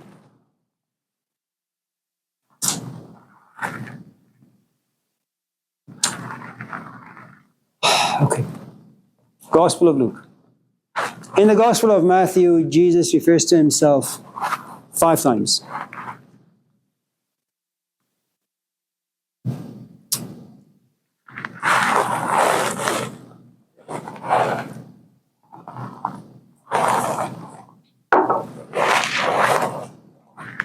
Any questions?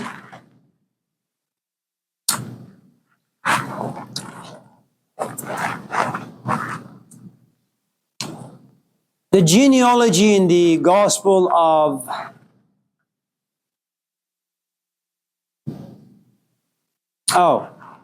let me go back to Matthew for a moment and just say the following.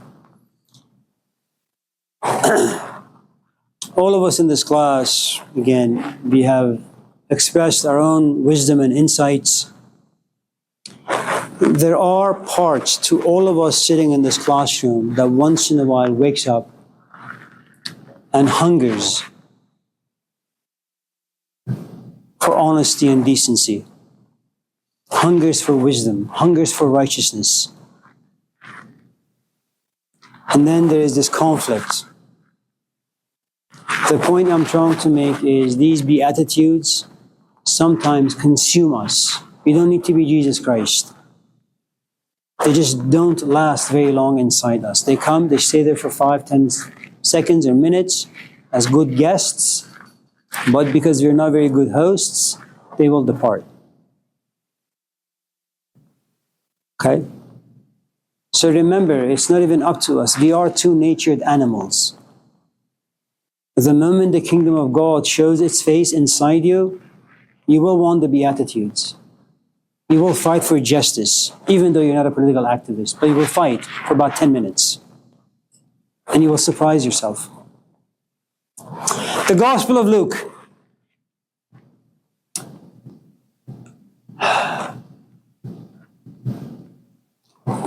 There comes a point where you realize your family doesn't really care for your truth, which you will find in the Gospel of Matthew. So you have a different genealogy. In the family tree given to us in the Gospel of Luke, Jesus does not go back to Abraham. He goes all the way back to Adam. Now that he has been rejected by his own people, anyone who knocks on his door, black, white, brown, yellow, blue, red, religious, atheist, skeptic, Straight, gay, trans, makes no difference. He is the Father of humanity.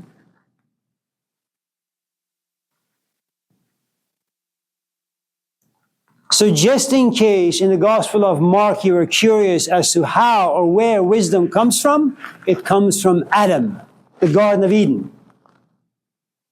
Image of God inside Adam. The breath, the Spirit of God. Why you have it, it's none of your business. Why does it flow through you? Again, none of your business.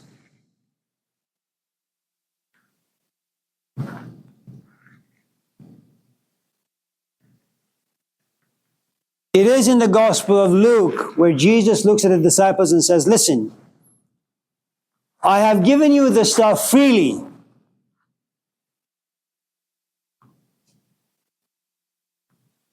It's not completely free though, because disciples give time, give their life, give their youth, sacrifice their wives and husbands, children, parents, livelihood. So Jesus is not completely honest or aware that he didn't give his wisdom to these disciples for nothing. He asked them to follow him. They left their lives behind. That's what they paid. And now they have some insights. So what does he say? You have gotten the stuff for free. Now go over there and give it free. The task of wisdom is to be given. Whether someone receives it, understands it, applies it, it's none of your business.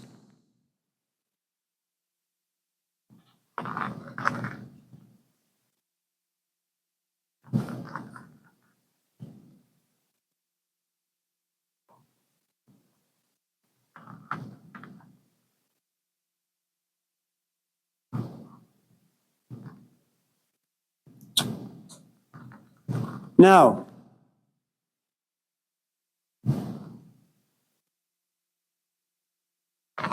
so remember next time you go to church, don't give any money to anyone. I mean, you could, but you shouldn't. You should just take yourself to Zachary's Pizza.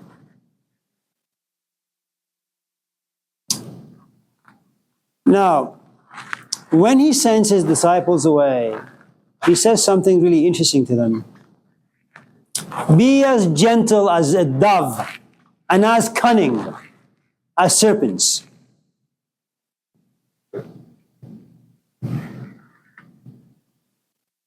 Protect your wisdom.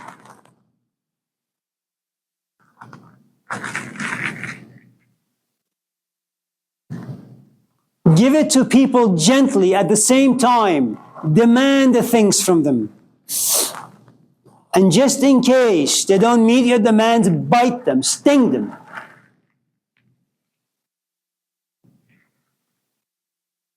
Sigmund Freud had once argued that the idea that give love free to anyone is stupid.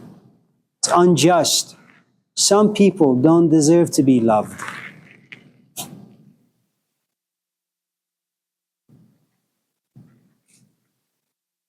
Have some value for love.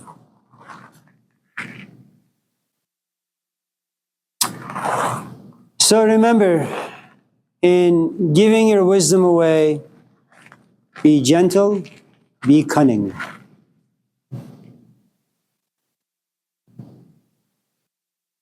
Tell your students, we're going to have fun in this class. Write good essays if you want to pass this class. I will fail you. Not you, Arman, you're fine. Now, there is another segment to the story which is the following.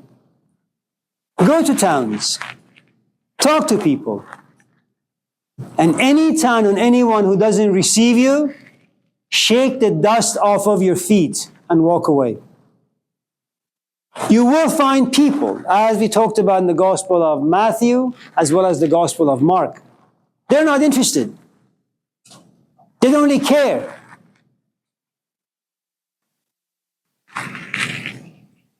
Don't even look at them as human beings. Just walk away. Their town is filth. Their culture is filth. The way they think is filth. You don't need to give them compassion. You don't need to give them wisdom. You don't need to change them. Let them be.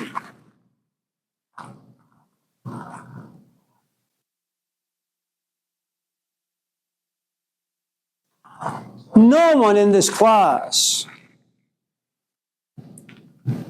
grabs hammer, bangs it to the concrete, and puts a seed in there. Unless you're just stupid. Some people, if not some towns, if not some countries, if not some cultures, they're just dense. They're not ready. Walk away from them.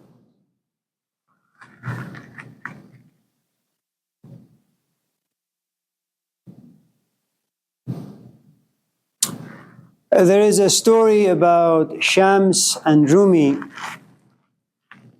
Shams was about 40, 45. Rumi was about 21.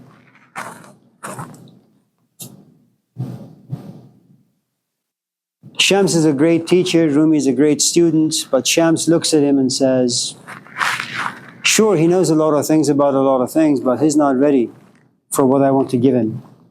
He walks away. And he waits for 17 years until Rumi ripens, matures.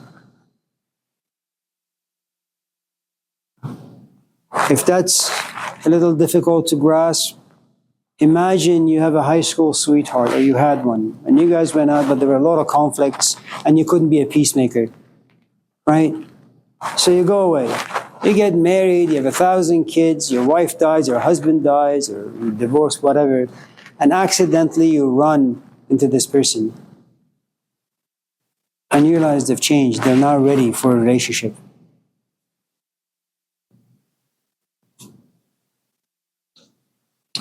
But the point I'm trying to make is this. Once in a while, when you're overcome with insight and wisdom, you assume that you need to exercise compassion for everyone, for anything that's out there.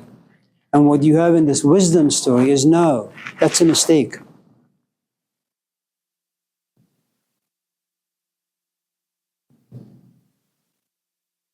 If you value your body, for example, you don't allow yourself to sleep around. Wisdom is very much like that. You may like someone, but they're no good for you, you feel. So you walk away. This is important because there is this image of Jesus Christ that he just takes shit from people. And he's okay with all of it. And he forgives everyone. And that's not the case. Good teachers are really mean. And they say nasty things. And he is one of them. And it's good because he values what he has.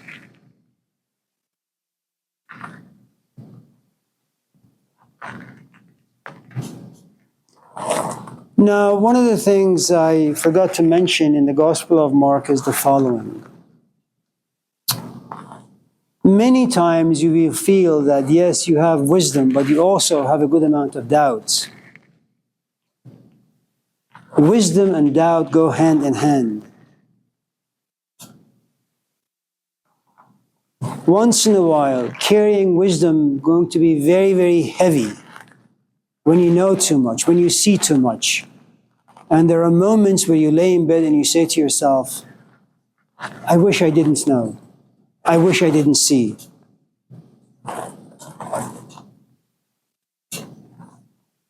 One of the nice things about young people is that they're just young. When you get a little older, now you begin to see for the first time the value of time, youth, energy, vitality, dreams, hopes.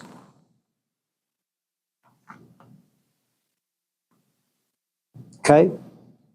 So just in case, if once in a while you find yourself being broken by the wisdom and insight that you carry, that's just the way it is. Will you doubt yourself? Yes. So in wisdom you grow wings. In the absence of wisdom you just walk.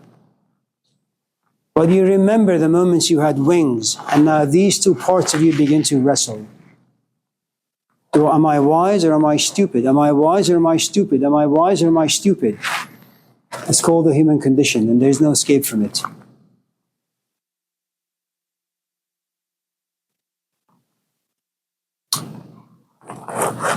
In the Gospel of Luke, Jesus refers to himself twice. I am.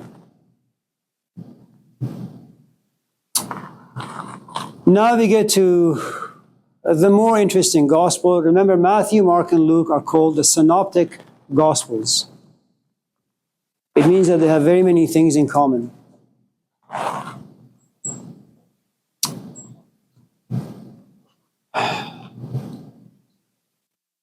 The Gospel of John is funny. And it's funny in this way.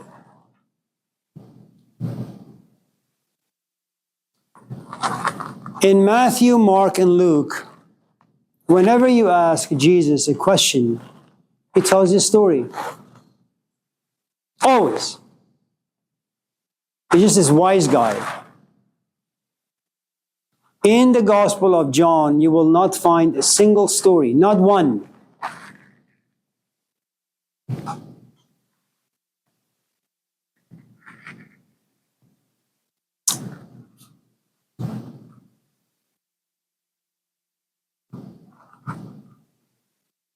It's the only gospel where Jesus says he is in fact the bread of life. He's very blunt. He's not going to tell you a story and wait to see whether or not you understand the story.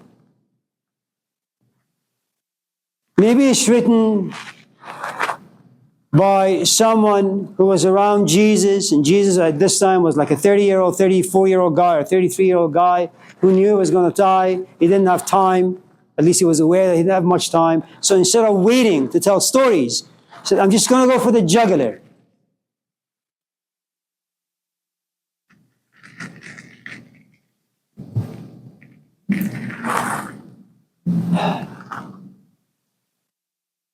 It's the only book where Jesus looks at you and says, listen, you want wisdom? You want to get to God? Spend time with me. Through me. Not books, not rabbis, not temple, only through me. And it's the only book that expresses the importance of being with a teacher. I can't reach God. I can't find myself in the Garden of Eden to taste comfort, to taste Sabbath. But for the 10 years that I lived with Hussein, I look in his eyes and I see some magic. I'm no longer walking. I'm no longer just a human being. I am thirsty and hungry for something.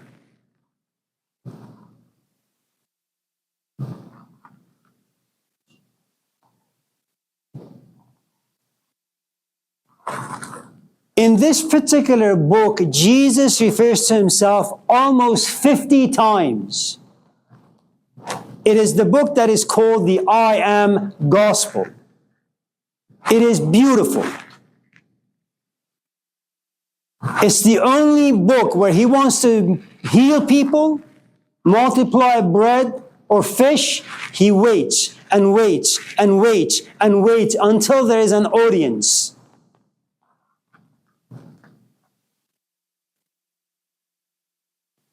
If you want to know why televangelists on Sunday bring people on the stage, piss on them, and then the guy goes unconscious, it's a magic trick. It's a healing ceremony.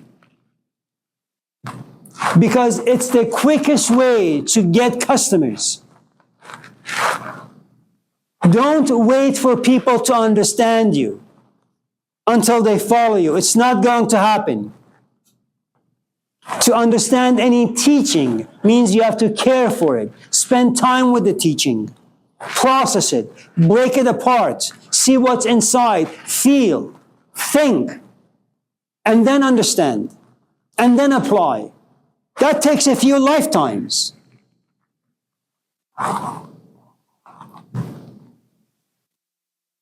You have to stay in this class for a few semesters to go home and talk about this class with your friends. If, on the other hand, the very first night I raised my hand and produced donuts, all of you would text your friends immediately. There is a wisdom to this particular book. People will never understand anything that's worth understanding because nobody cares. Maybe they just don't care inherently or innately, or maybe just life for them is far too busy.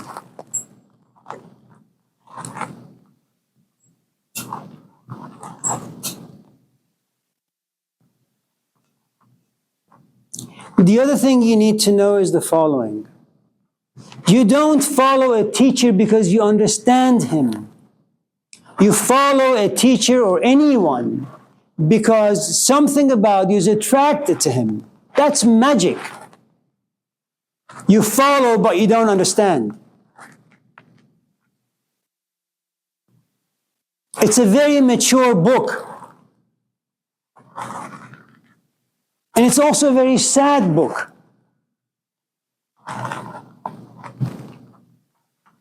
It's a sad book because in the 3 previous Gospels, you have a guy who walks around and tells stories, sits with them, drinks with them, gives them wisdom lessons, but not this one. He knows that people are incapable of reflecting and thinking the right way.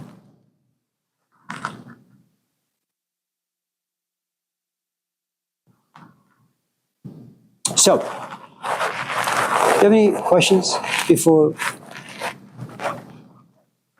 No one?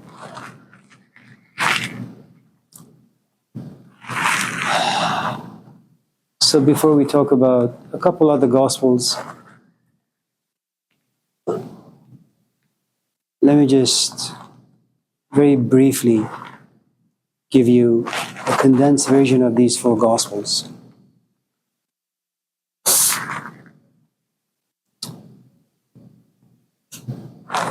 We don't know where wisdom comes from. Gospel of Mark. Don't try to figure it out. Once in a while it oozes out of you, just be thankful.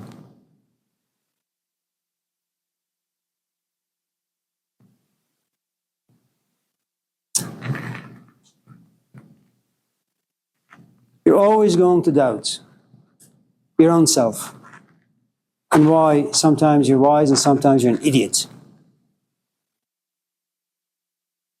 You're always going to be misunderstood.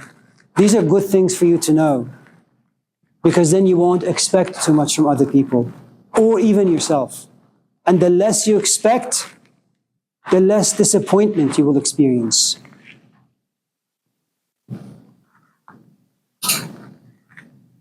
Will you at times feel you're on the cross?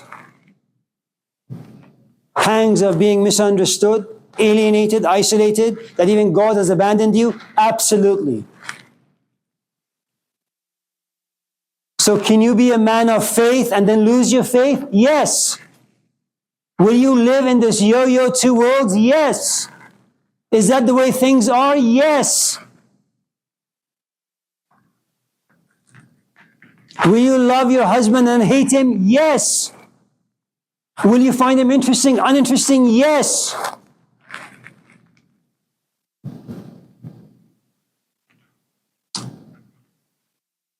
You will always do what the Gospel of Matthew suggests. You will always share your goods with people closest to you. Always. That's the first place you will go. And you will make this mistake again and again and again and again until you wise up.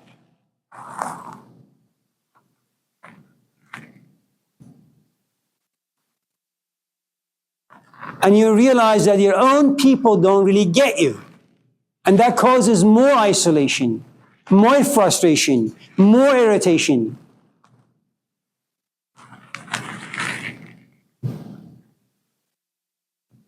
Will you find yourself to be the prodigal son? Absolutely. It's the only way we learn. Mistakes, pain, the outcome is wisdom. Don't try to get it right. You won't be able to. Don't walk away from this class expecting to get an A. It's not going to happen. You're far too raw. It's okay.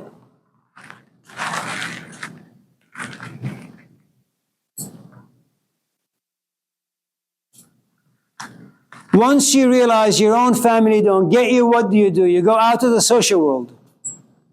And like Plato, you'll create a cult, your own circle of friends.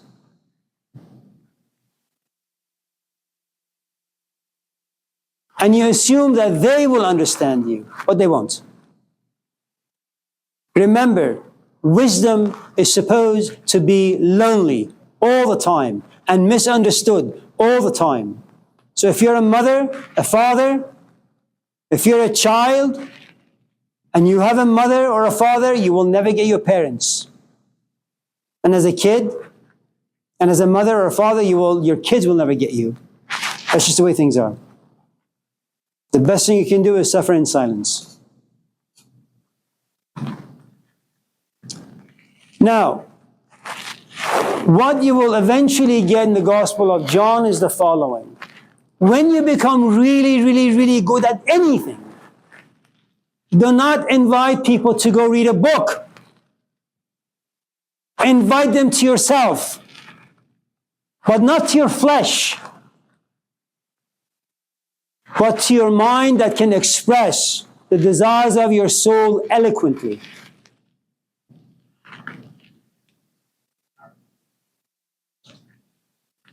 It's what they call the I am.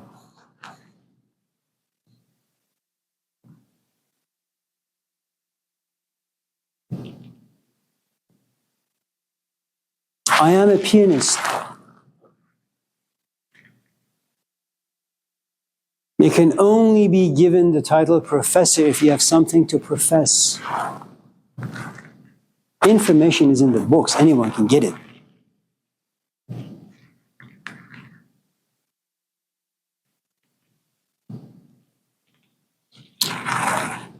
Now,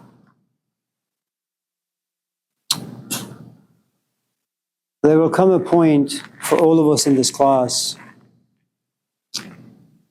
Do not assume for a moment that Philly, who is 71, 70? 69? 70. Philly, who's like 70 but looks like 40, has no objection about the things I say in this class. She has plenty of objections. But she's learned something profoundly valuable because she's read the Gospel of John just one too many times. You don't need to say anything. There is nothing to be said. Magic trick is the best thing.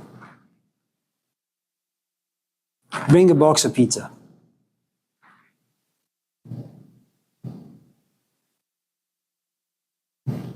If you want to be with people, walk with them, go swimming with them, go hiking with them, not wisdom.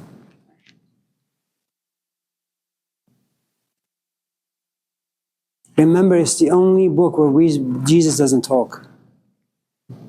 Never talk about your wisdom to anyone. Because you know it's going to be misunderstood and misinterpreted. But be like Morpheus. Create a physical space where people can come to experience certain things. And if they can experience things the right way, wisdom grows inside them.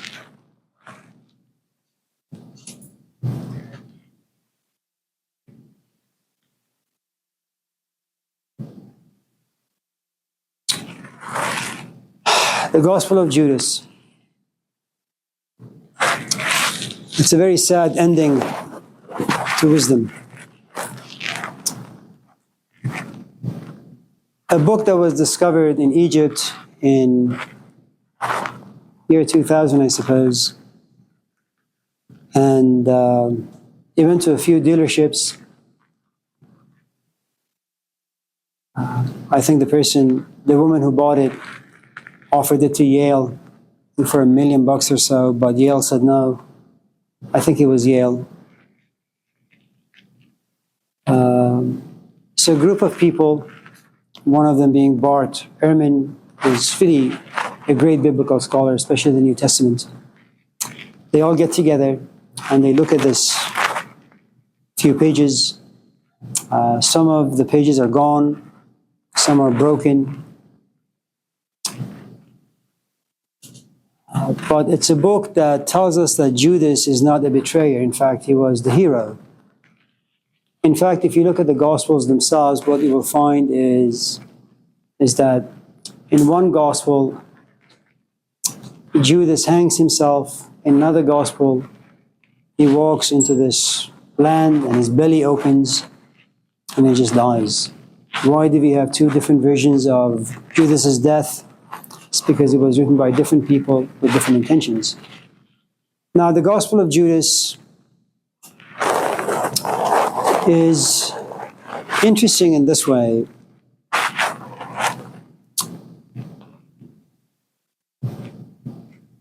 He has told stories,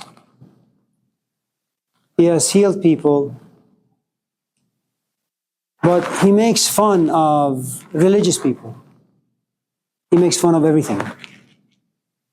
First, he believes that we're really not human beings. Second, he believes that the good God really didn't create this world. And think about it for a moment. It's something that, what's his name? I forget his name. You know that guy, Mark Twain, had argued. I mean, look at our bodies. I mean, chimps have a better back than us. Owls have better vision than us. Everything about the body is just wrong. We're just designed the wrong way. How could a good God create a human body such as this? How could a good God create a world with so many awful things in it? How could a good God create the Garden of Eden, create Adam and Eve, and tell them there's a tree, just don't go near it, tempt them, and then allow the serpent to walk in, and then expel his own creation? So Jesus believed that the Jews are wrong. They're not worshiping the right God. The rituals are ridiculous. The ceremonies are laughable. And he looks at Judas, his favorite and most faithful of disciples, and says, listen, I've done what I could with people. I've tried to enjoy life as much as possible. I'm done.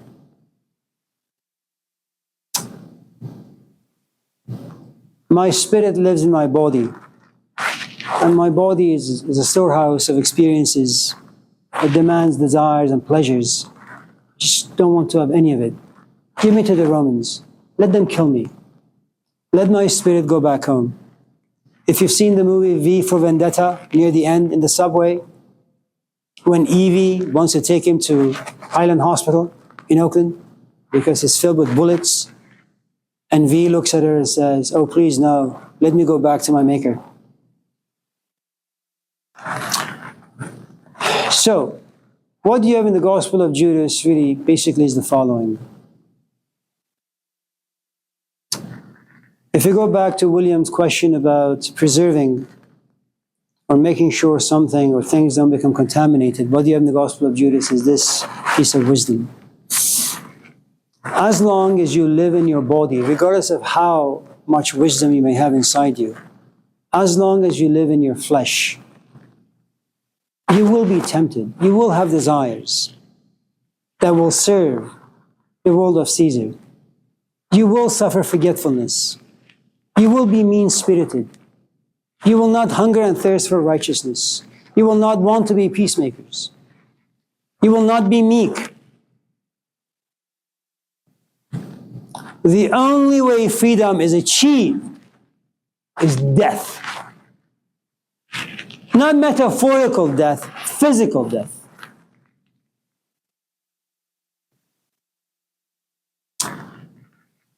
رو سر بنه به بالین تنها مرا رها کن ترک من خراب شبگرد مبتلا کن بر شاه خوب رویان واجب وفا نباشد خواهی بیا ببخشا خواهی برو جفا کن. It was just meant for me, not for you. I'm not going to translate it.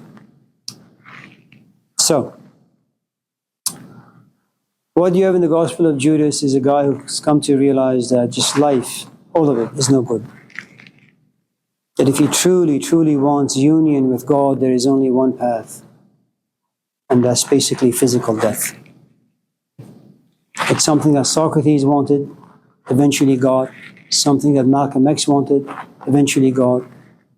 Something that all the sages of humanity have wanted throughout the history. And they've all gotten it.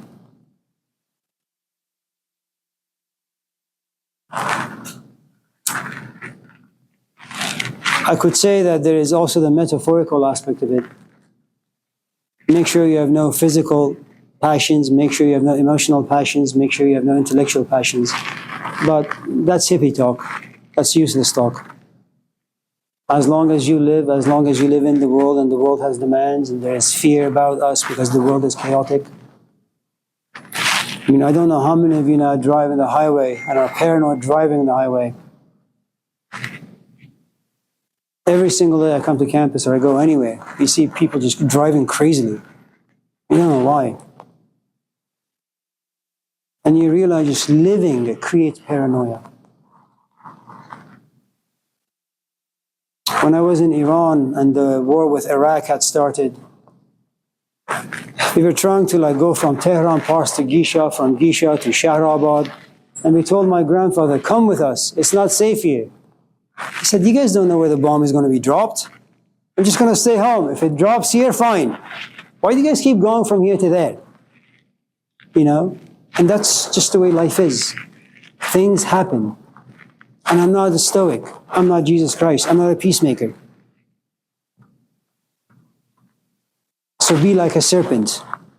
Know the environment in which you live. Be cunning. Be fox-like. So, these are the 4, 5, 6 Gospels. Do you have any questions or comments before we talk about Islam very quickly? What time is it? 8:24. Well, Islam can wait when you guys visit the Middle East. Yeah. What are the differences between the King James Bible and the Greek Orthodox? I don't Is know. one more detailed than the other? I don't really know. That question was never asked. I was never really interested. So, sorry. You can Google it. Anyone else? Go ahead.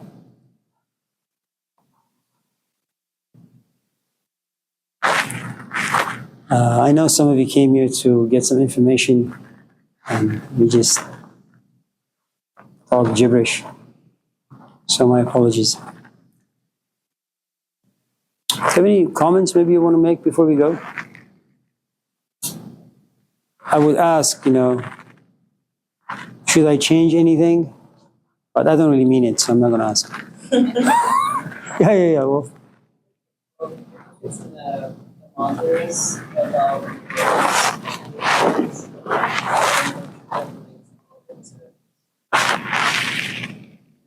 the symbolism as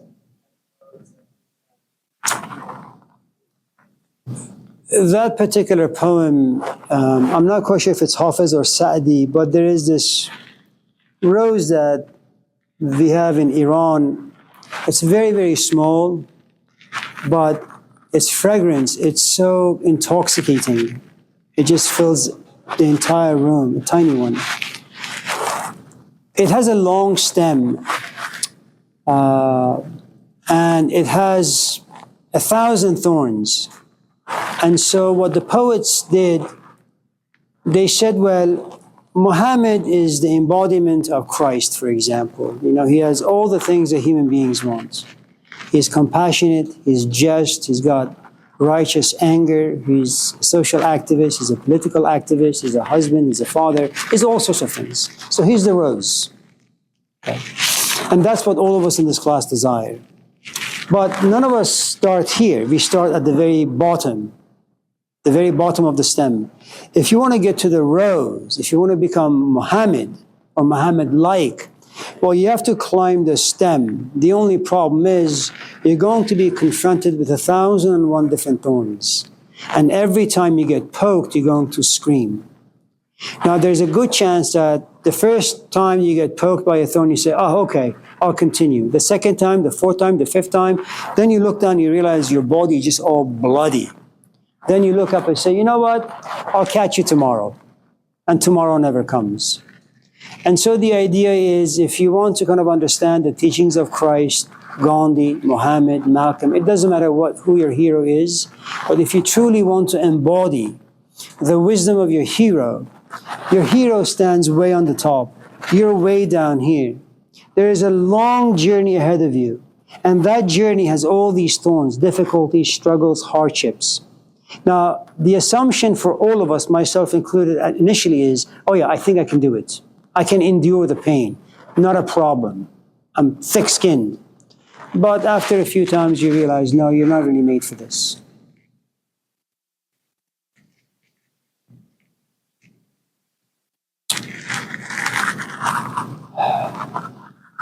Anyone else? Yeah, Kaila.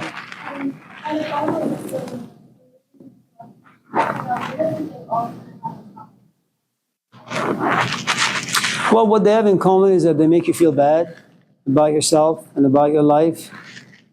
They also give you hope that if you do A, B, C, D, you can actually feel a little better about yourself, and your life will become a bit more meaningful.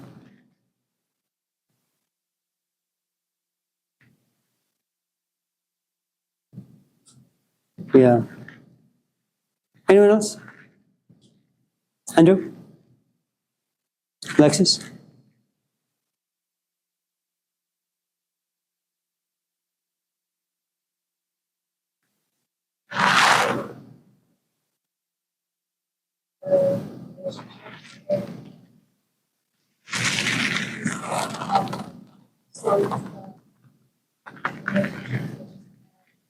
That Jesus had, he said?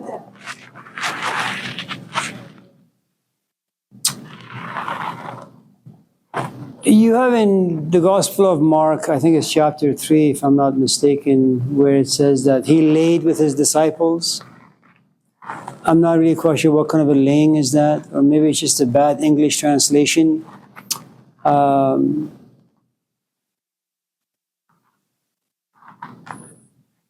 There's a story about Mary Magdalene, but scholars have rejected that story. All I can tell you is this.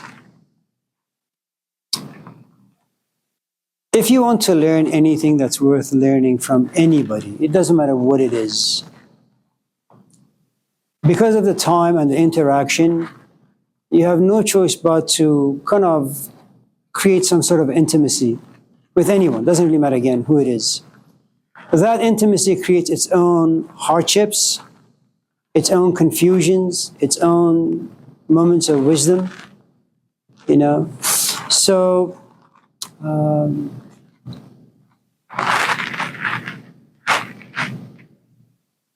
yeah. Yeah, that's the best I can do with that. Yeah. Anyone else? Chris? Never going to see you again, man. This is it. Abby? No? So one question. I remember earlier, you said about attraction. About what? Attraction. Attraction.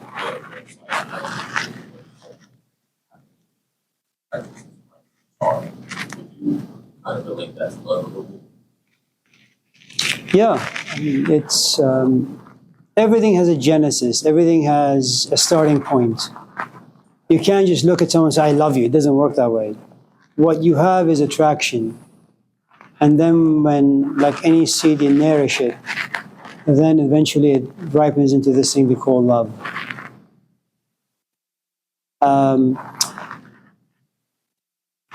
When you're young, in many ways, you're very lucky because you can kind of find attraction that blossoms into love very, very quickly. And you can kind of repeat the experience a few times. As you get a little older and you have more experience under your belt and you're a bit more jaded, you still will feel the attraction, but you will not take steps towards blossoming it into, say, interest or infatuation or obsession or love. But yeah, everything begins with attraction. Everything. Johan? Well, listen, thank you for spending your 3 nights of summer with me. I hope you enjoyed the class at least a little. If you were offended by anything I said, my apologies. You should really seek therapy. I teach next semester. If you don't want to enroll in any of the classes, just come and sit. It's okay. You don't need to ask me or email me about that. Ethics. Ethics, yeah. That's Humanities 30A. Yeah. I thought Yeah. Yeah, so stay in touch. Thank you for your questions, for being patient while I just rambled about this and that. Thank you for the food, the money and energy you spent for all these ungrateful people. So, I'll take it. I'll take it. Thank you.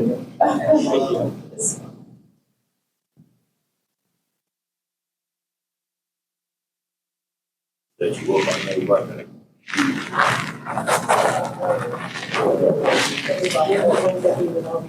right. so keep one box here for the people who are going to stay, and they can just simply gather and have food together and talk maybe. If you don't mind.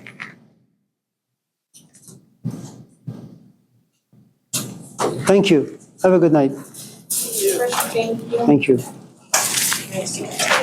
Sure. So I signed up. I got your message, by the way. Oh, you did get Yeah. this?